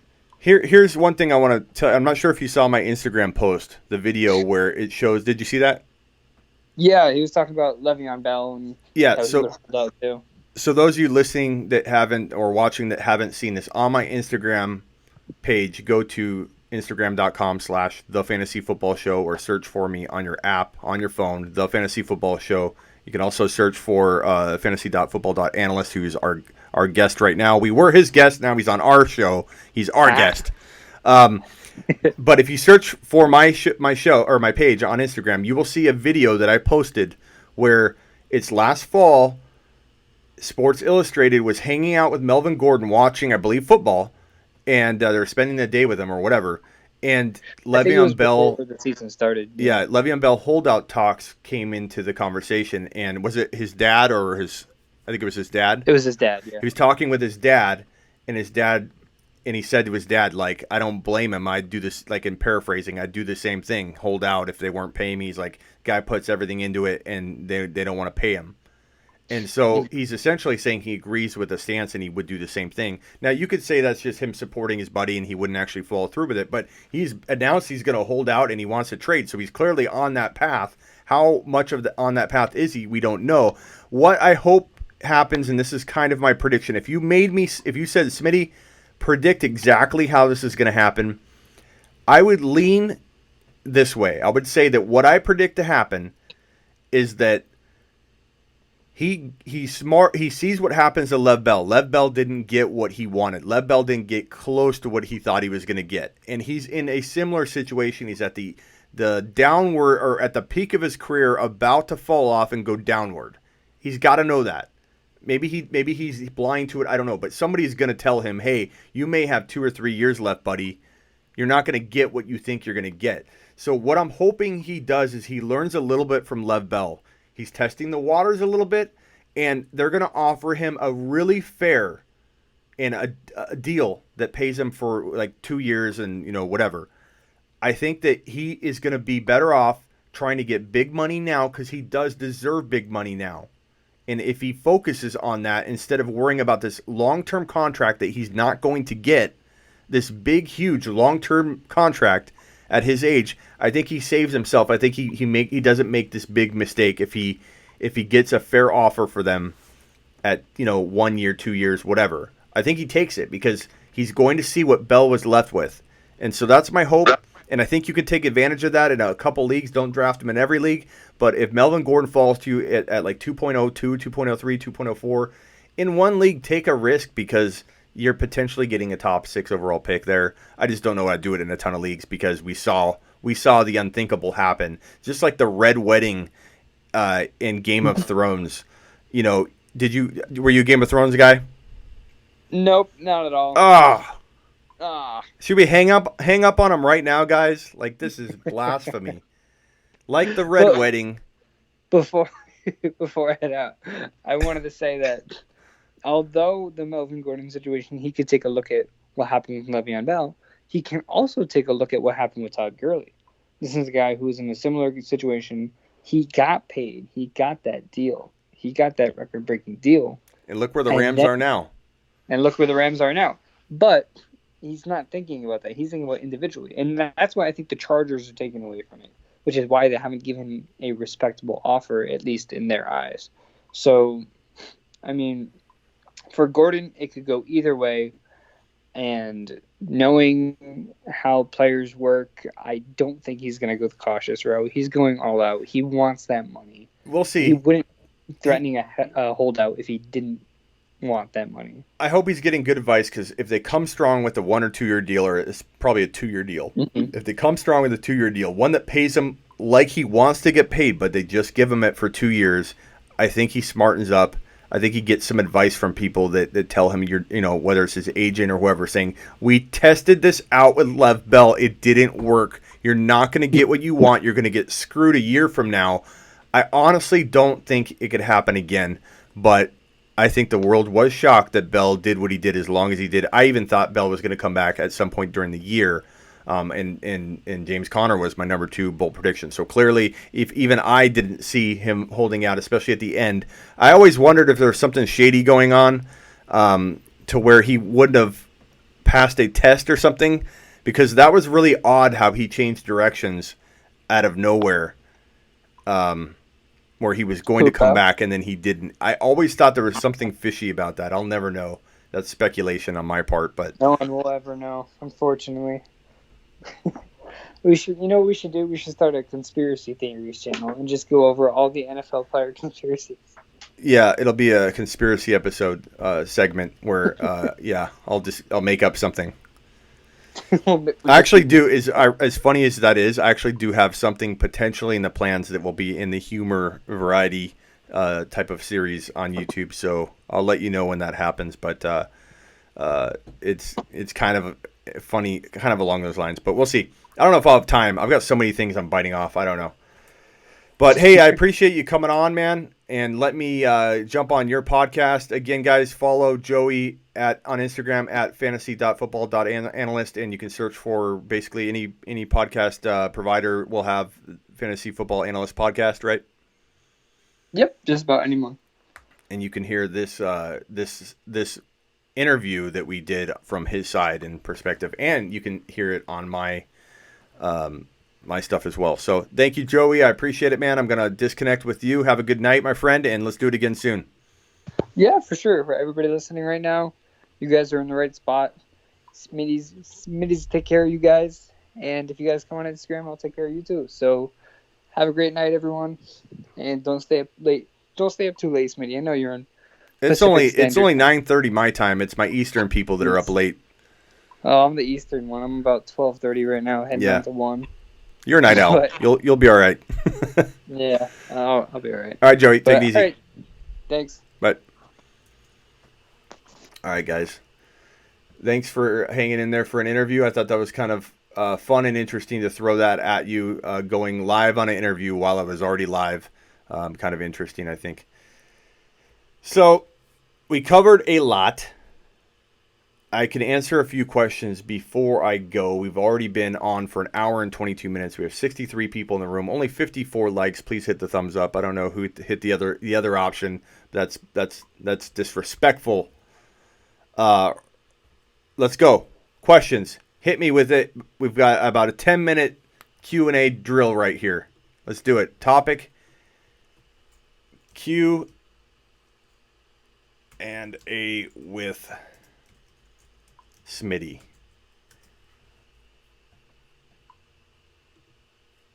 Go. Thanks, Rich. Let's talk Dynasty, says Anthony. Let's talk Dynasty. Anthony, toss something out. Thank you, Sand. I know that was a little different. I just thought it'd be fun to do an interview in front of you guys. Thank you for the thumbs up. I appreciate that. Ask questions. Let's go. What do you got? Good question. Dynasty question. I assume Jacobs or N'Keal Harry. I think you draft N'Keal Harry at the 1.01 or the 1.02. David Montgomery's the only other option I think that you are going to want to take at this point. I love Darrell Henderson, but you don't take Darrell Henderson at 3, and I think 3 is reaching for a lot of people. I take Darrell Henderson at 3. I don't care. I don't care what anybody says when I take him over Jacobs. So maybe the question, Anthony, is Darrell Henderson or Jacobs. I would say Darrell Henderson. But N'Keal Harry is the 1.01 or the 1.02. I think N'Keal Harry is the next Terrell Owens meets Calvin Johnson. I think within 1 to 3 years, this guy will be elite. And I'm talking top 5 fantasy football wide receiver. Tony has a question. Dynasty, how do you like Alshon Jeffrey in the 9th round? It's okay. I don't know that Jeffrey has a whole lot of like long-term dynasty appeal, but in a situation that you're probably referring to in a league where you have already a lot of good dynasty depth, you're looking for some win-now players. He's a fine player to throw on your roster, near double-digit rounds. So let's go. Next question. Alpha, are you in love with Darrell Henderson? No. Tyreek is in the clear. Let's check the news. I've been on here constantly, so let's see if you're speculating or if news is breaking as we speak. Because it is Eastern, it is Friday. Tyreek Hill, ex-fiancée Crystal, has filed a petition saying he is the father of her recently born twins and that she is seeking full custody. That is breaking news as of right now. So hold the Q&A. Hold the Q&A. We're talking Tyreek Hill. Let me get that up again. 1 second. Back up. Breaking news. Breaking news. Breaking news. This is up right now. It looks like Crystal, his ex-fiancée, is trying to establish supervised parenting time for Hill and child support. It's just the latest development in the pair's ongoing saga of legal issues. Now, we'll see what's happening here. I don't know if this has anything to do with some of the speculation that if he... something to do with custody with his kid. I forget if it's Plastic that was talking about that. Plastic, are you in the room right now? But this sounds like... Okay, so Hill's denying all charges. I don't think anything here is talking about that there's going to be any further expected suspension. Hill met with league officials last month. With the meeting reportedly going well for the wideout, he is expected to report to Chiefs camp later this month. So there's no new news on the suspension or no suspension, but there is a breaking news report right now as of 9:53 p.m. Eastern, so right before we started on here actually, that his ex-fiancée Crystal has filed a petition saying he is the father of her recently born twins and that she is seeking full custody. We will see how that plays out, see what comes about with this, but this doesn't look like it'll impact anything. And let me just check and refresh and see if there's anything new on Tyreek Hill. Nothing. We will find out tomorrow officially, I believe, and that could be, they may even postpone that, who knows, whether Tyreek Hill is going to miss 1 game, 0 games, 4 games. We will find out. Back to the Q&A. It looks like that was just a report that didn't have any impact in terms of fantasy value. But it was breaking, so we had to roll with it. Duke trade, we'll find out. I don't know if Duke will get traded, but sounds like Hill will not get suspended, said Sand. Commissioner told him behind scenes to work on the counseling.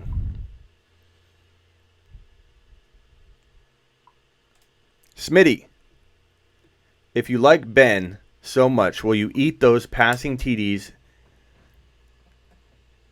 Who will eat those passing TDs after Juju? Moncrief, ADP is non-existent. I may take a shot on him. I like Moncrief. I like Washington a little too. I think one of those guys will emerge. I don't know, honestly, if it will be Moncrief or Washington at this point.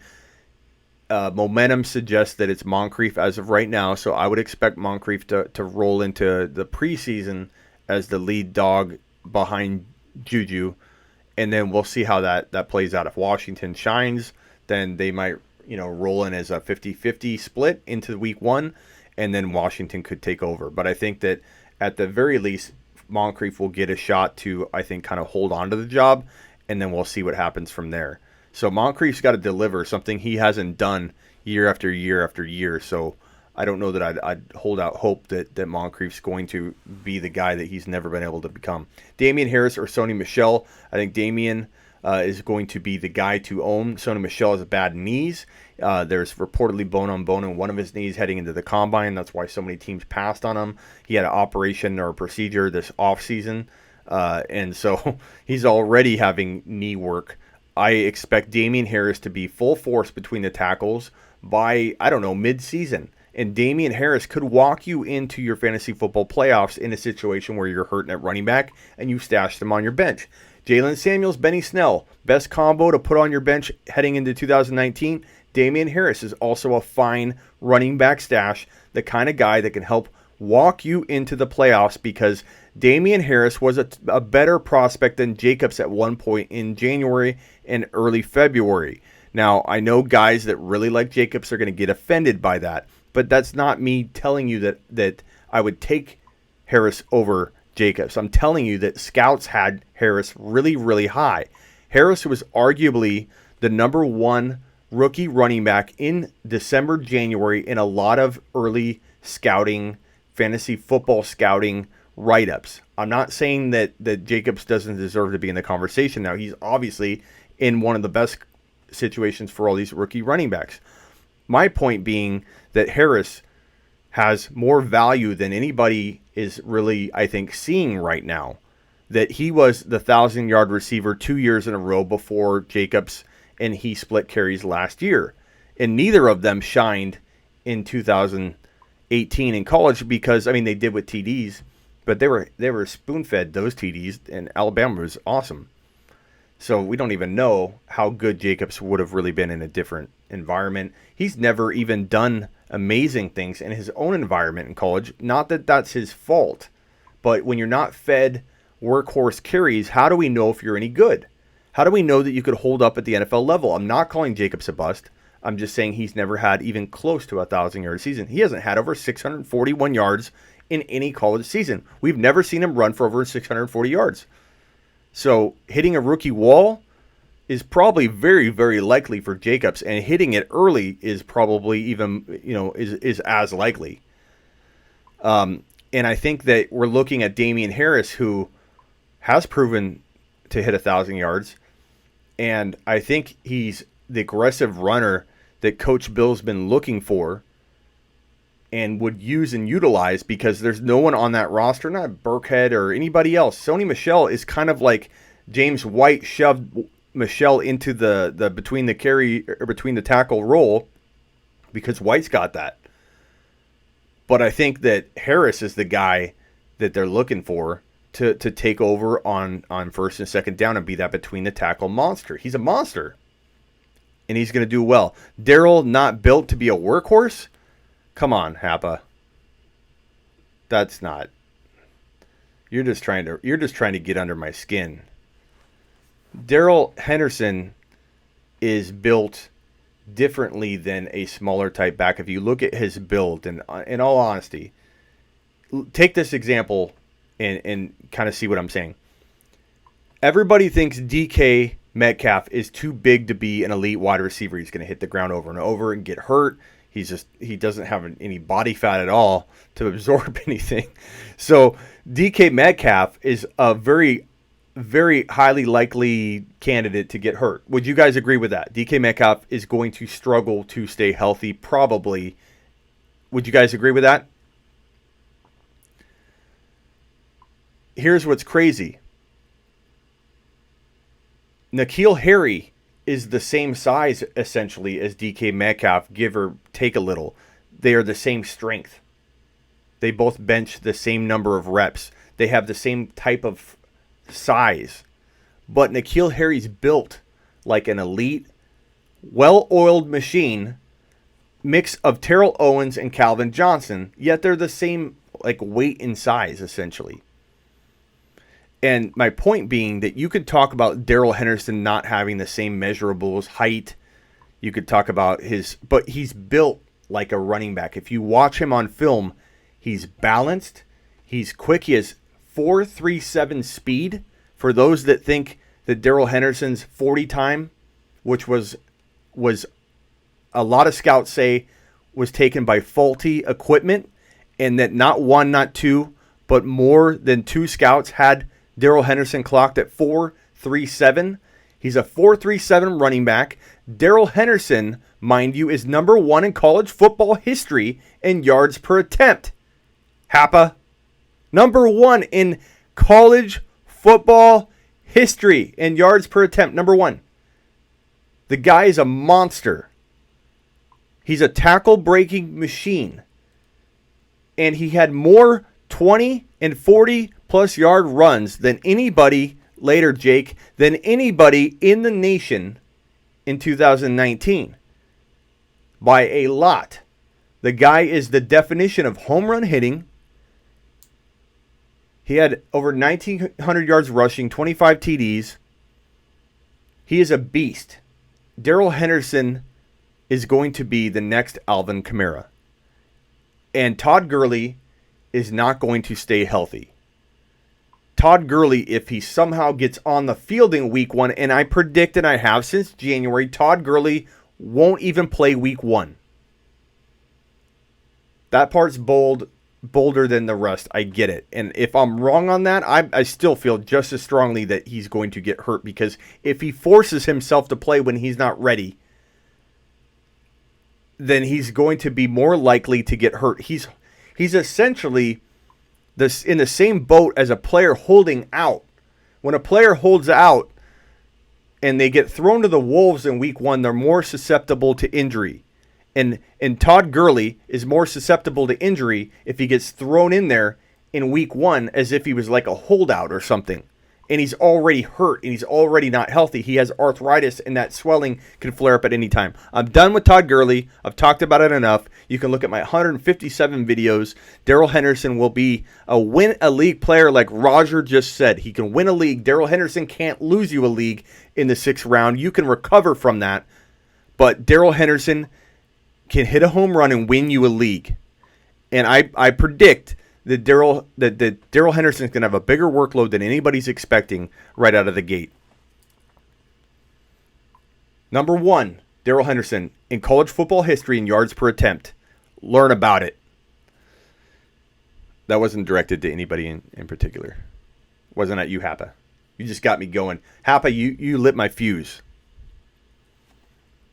I'm not mad at Happa. I didn't blow up at Happa. Happa just ignited the fuse a little bit.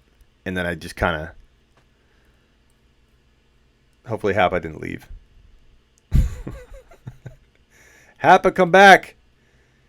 Happa, come back. Smitty, as much as I agree with you on Hendy, but let me counterpunch your point. Oh, no. Okay, I'm going to read the rest. I was pumped about Corey Davis. Corey, you're going to bring up Corey Davis to my Darrell Henderson?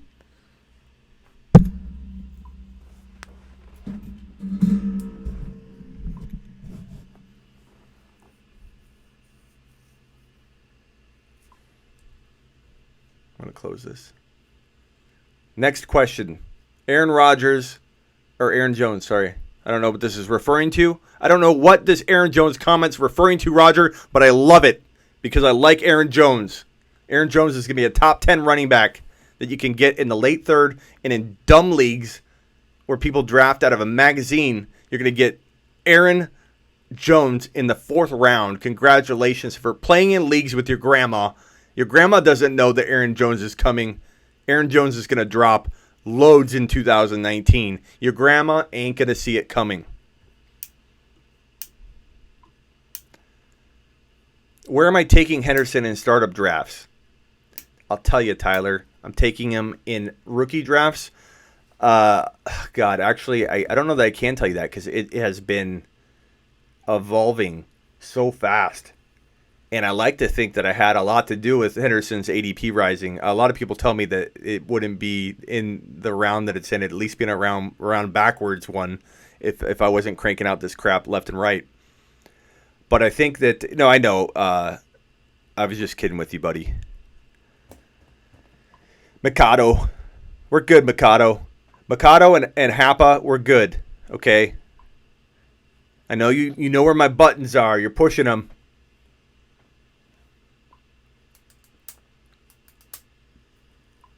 I don't know how to answer this question because I think that Henderson is worthy of drafting. This is a tough one. Am I going crazy tonight? Sometimes I do. I won't lie. I could flip a switch. I'm passionate. I'm passionate for you. I work hard for you guys, and I want you to know how I feel.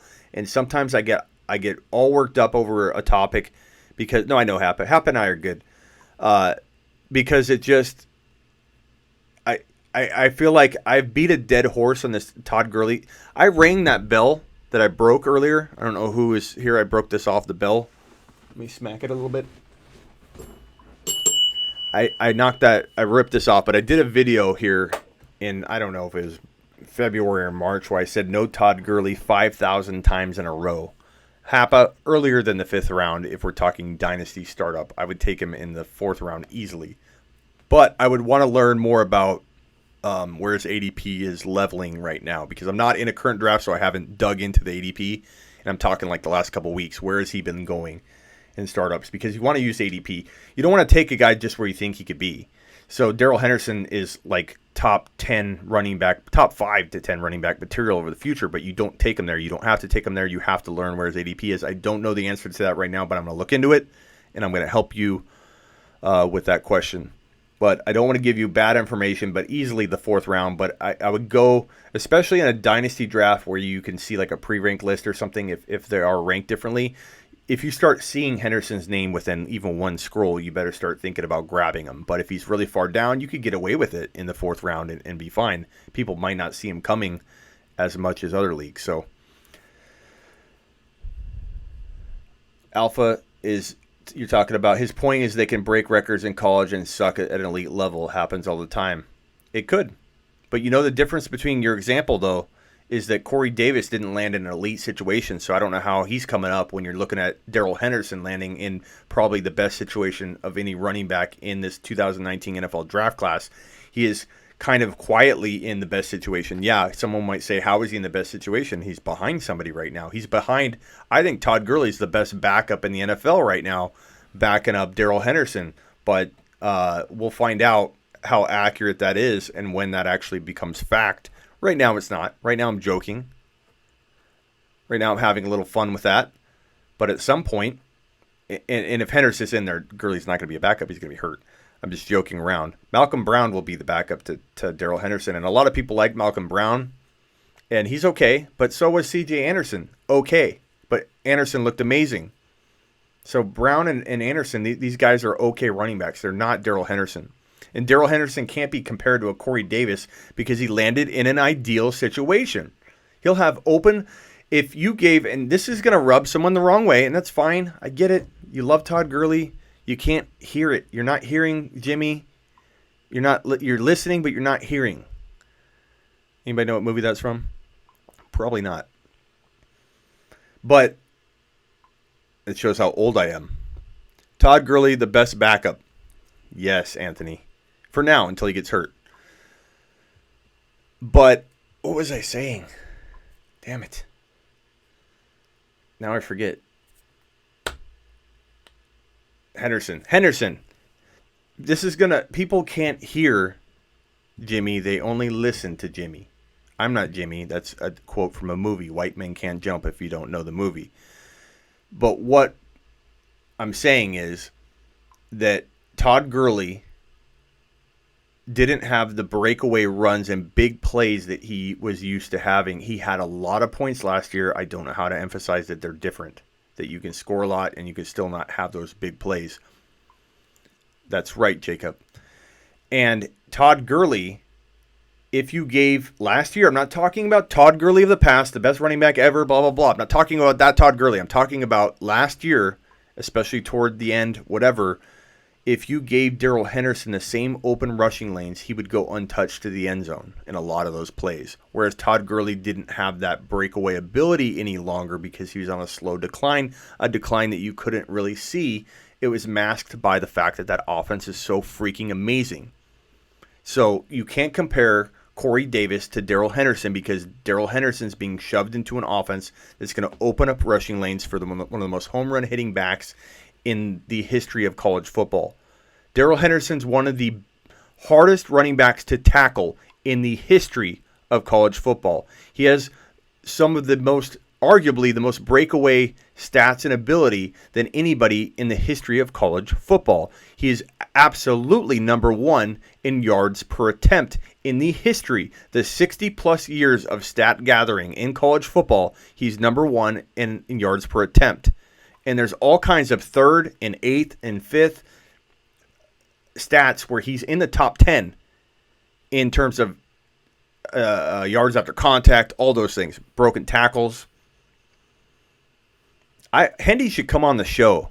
If I was an NFL player and I saw someone talking me up as much as I talk up Darrell Henderson, and I'm not saying he's for sure seen this, I imagine he's seen something because I tag him in like every Instagram video, so he's had to have seen something, and I've DM'd him before 15 times, and he doesn't respond. We're not really talking right now, Darrell Henderson and I, but that's okay. This is a one-way relationship. Thank you, Gabe, for the super chat. Gabe, you now have control, you and Tony, and there was someone else that did a super chat. If you did and I'm not recognizing you, please call yourself out. You guys can gain control of the conversation at any moment. Just mention what you want to talk about, Gabe, and it's yours. Hendy should sponsor me. I'll sponsor Hendy. I hope he comes on the show sometime. That's one of my goals, is to get Darrell Henderson on the show. I want to get him on the show before he explodes, but we got a little time. So I'm going to keep reaching out to him. In an Instagram post, maybe you guys can tag him when I post it. Hey, Darrell Henderson, I want to interview you. I'm going to create a video, put it on IG, on Instagram, and then I need your guys' help to tag him and go, Henderson, where are you at? Where are you at? Where are you at? Smitty's your best supporter. I'm going to need your help to do that. Maybe we can get him on the show through brute force tagging. Not harassing, just gentle tags. Not harassment. What the hell is a super chat? Anthony said. It's when you can actually toss money out my way. Gabe gave me $10 because Gabe is awesome, and now Gabe controls the conversation anytime Gabe wants to. So super chat's a way to give back to the people you follow. Some people give $1, some people give $10. Tony's one of the most generous people I've ever seen in this environment. Thank you, Tony. You're the man. It helps the channel grow. These people want to see this thing succeed. And Anthony, you're here too. You know, Anthony, as long as you're respectful, and you are, even if we disagree on stuff, I love that. I love disagreeing on a topic. It helps create conversation. Hey, look at Tony still here. Tony, it's late for you, right? You're Eastern too. So glad you're here, Anthony. And it is interesting.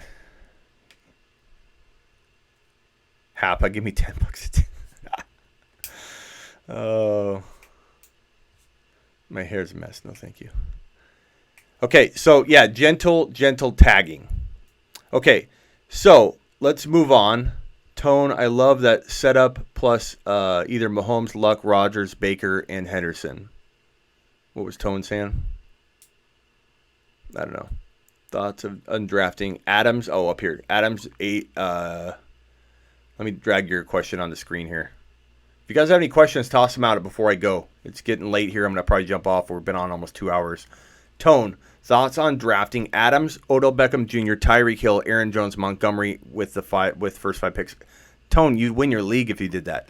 But I would assume you're not going to get Montgomery that late, so expect to get one of those running backs you're going to have to decide.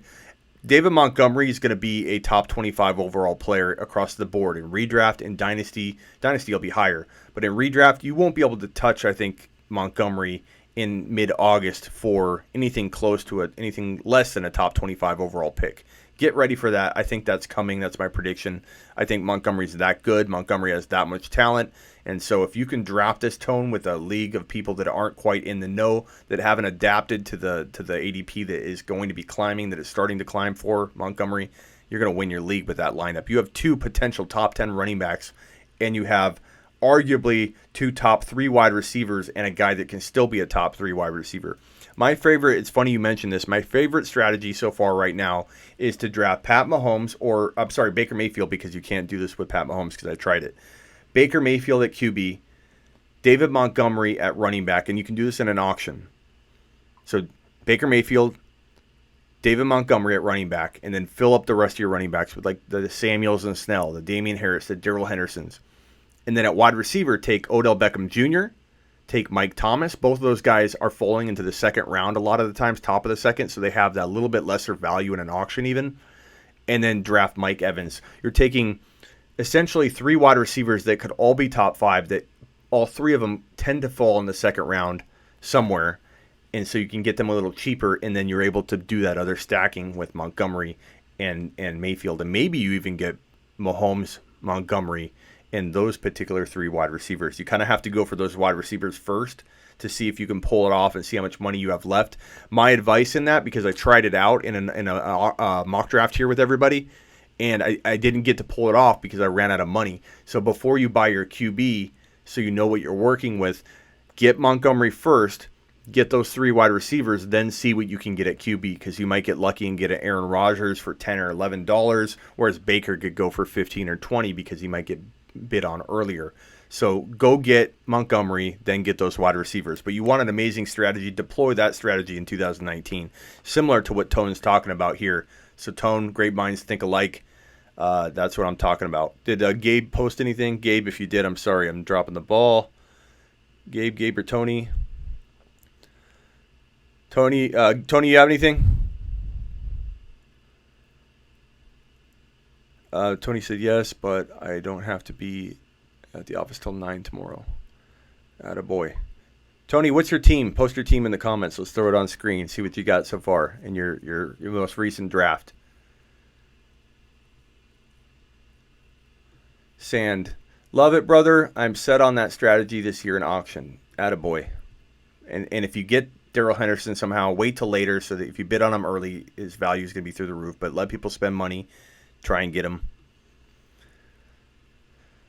If Melvin Gordon gets traded to the Bucks, wow, that would be beautiful. But I imagine the Chargers are smart enough to know what they have planned to pay. Yeah, I think that everybody's assuming that he's getting traded or something, and I don't think he's going to dictate terms on that. I think that teams are very, very oftentimes not going to just bow down to a player because they demand a trade. I don't think that's going to happen. I think the Chargers would call his bluff, I think, unless they've had conversations behind closed doors where they wanted to already trade him. Then they might say, hey, this is going to look bad if we trade him now because it looks like he's telling us what to do. But they could easily manage that if they truly did want to get rid of him beforehand. But I don't think they do. I think he just wants to get paid. They probably didn't offer him anything yet. I think if they give him a 2-year deal at value that he does deserve, that's a good win-win for both. But the team shouldn't be paying on a 4 or 5 year deal. He doesn't have that kind of time left. Baker, Odell, Thomas, Evans sounds awesome. How about Montgomery and Miles Sanders? I love Montgomery. Montgomery's a top 5 to 10 dynasty running back, a top 25 overall player that I can draft later, and I do as long as I can. But Miles Sanders, man, he's playing in an offense where you got Jordan Howard. You have some people really high on Howard, some people high on Sanders. But guess what? Not only do you have that sharing situation going on, you have a coaching staff that just does not stick to one running back. Proven track record of that. Don't expect Miles Sanders or Howard to be focused on or featured on. And even if one was, you've got to pick which one now. So it's a cloudy situation that you could miss on very, very easily. I'm staying clear from Miles Sanders in 2019 and beyond. It's not even close. Montgomery and Sanders don't even belong in the same sentence. Damian Harris, I would rather have than Miles Sanders. Something I got laughed out of chat rooms. I posted something on Reddit. I did a live. Got ripped apart early on in the offseason for that. Now people are getting on the Damian Harris train. I'd rather have Damian Harris, and I'd even draft Damian Harris ahead of Miles Sanders.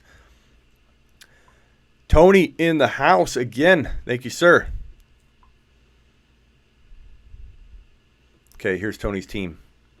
Mahomes, Kamara, Darrell Henderson, Rashad Penny, Phillip Lindsay, Antonio Brown, Chris Godwin, Alshon Jeffrey, David Njoku.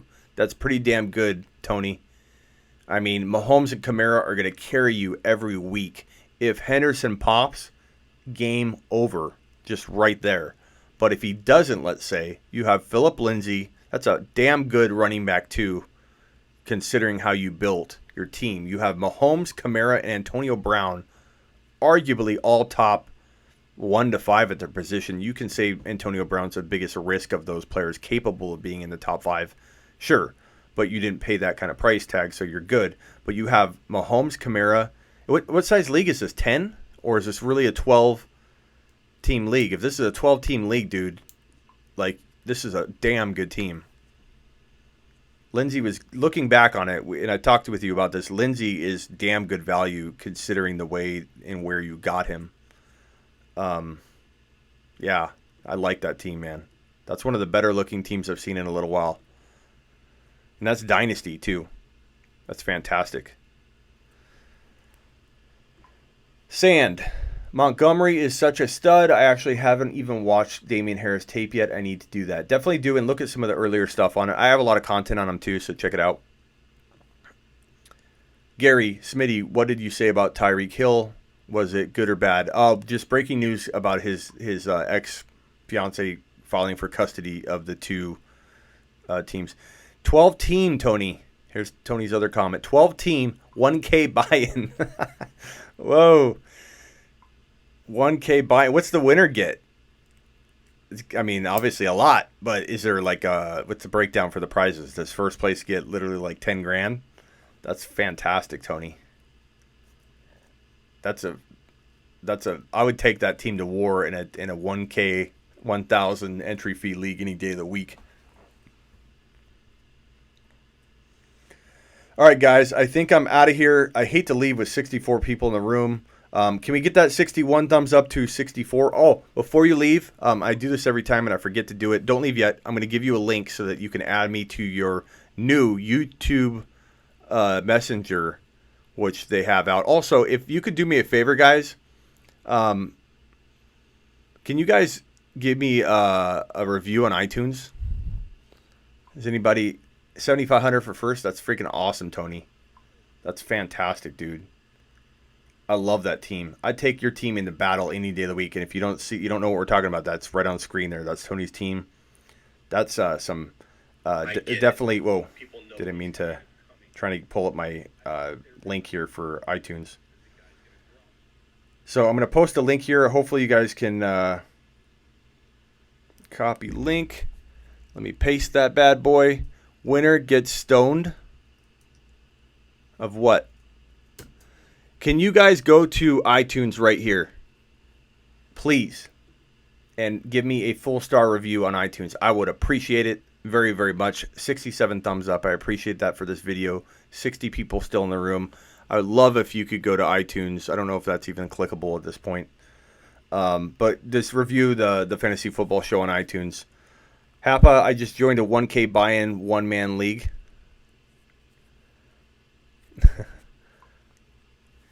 And then let me give you this link as well, guys. This next link I'm going to give you allows you to add me to your YouTube Messenger, which is a new thing. I haven't used it much yet, but I'm gathering all the contacts on here so that I can reach out to you and give giveaways. So I might just randomly message somebody on my YouTube Messenger chat group and give you guys something, and do giveaways and giveaway subscriptions and all that. So let me gather that link here. Copy that link and paste it in for here for you. So click on this link. All you got to do is just either accept or request me to be added. It's add me feature here on YouTube, and that'll allow us to once the it's like a DM feature eventually. So it's new, but I'd like to get everybody on that before we start using it, so that I have hundreds of you all in that ready to go, so I can message you and say, hey, doing a contest and I'm picking 10 people and you're one of them, and I'm going to do giveaways like that. So click on that link there and get added. So thank you guys for watching. We did a lot on this show. News notes. We talked about Melvin Gordon, Tyreek Hill, did an interview live with you guys, did a top 20 QB ranking live on an interview on a podcast.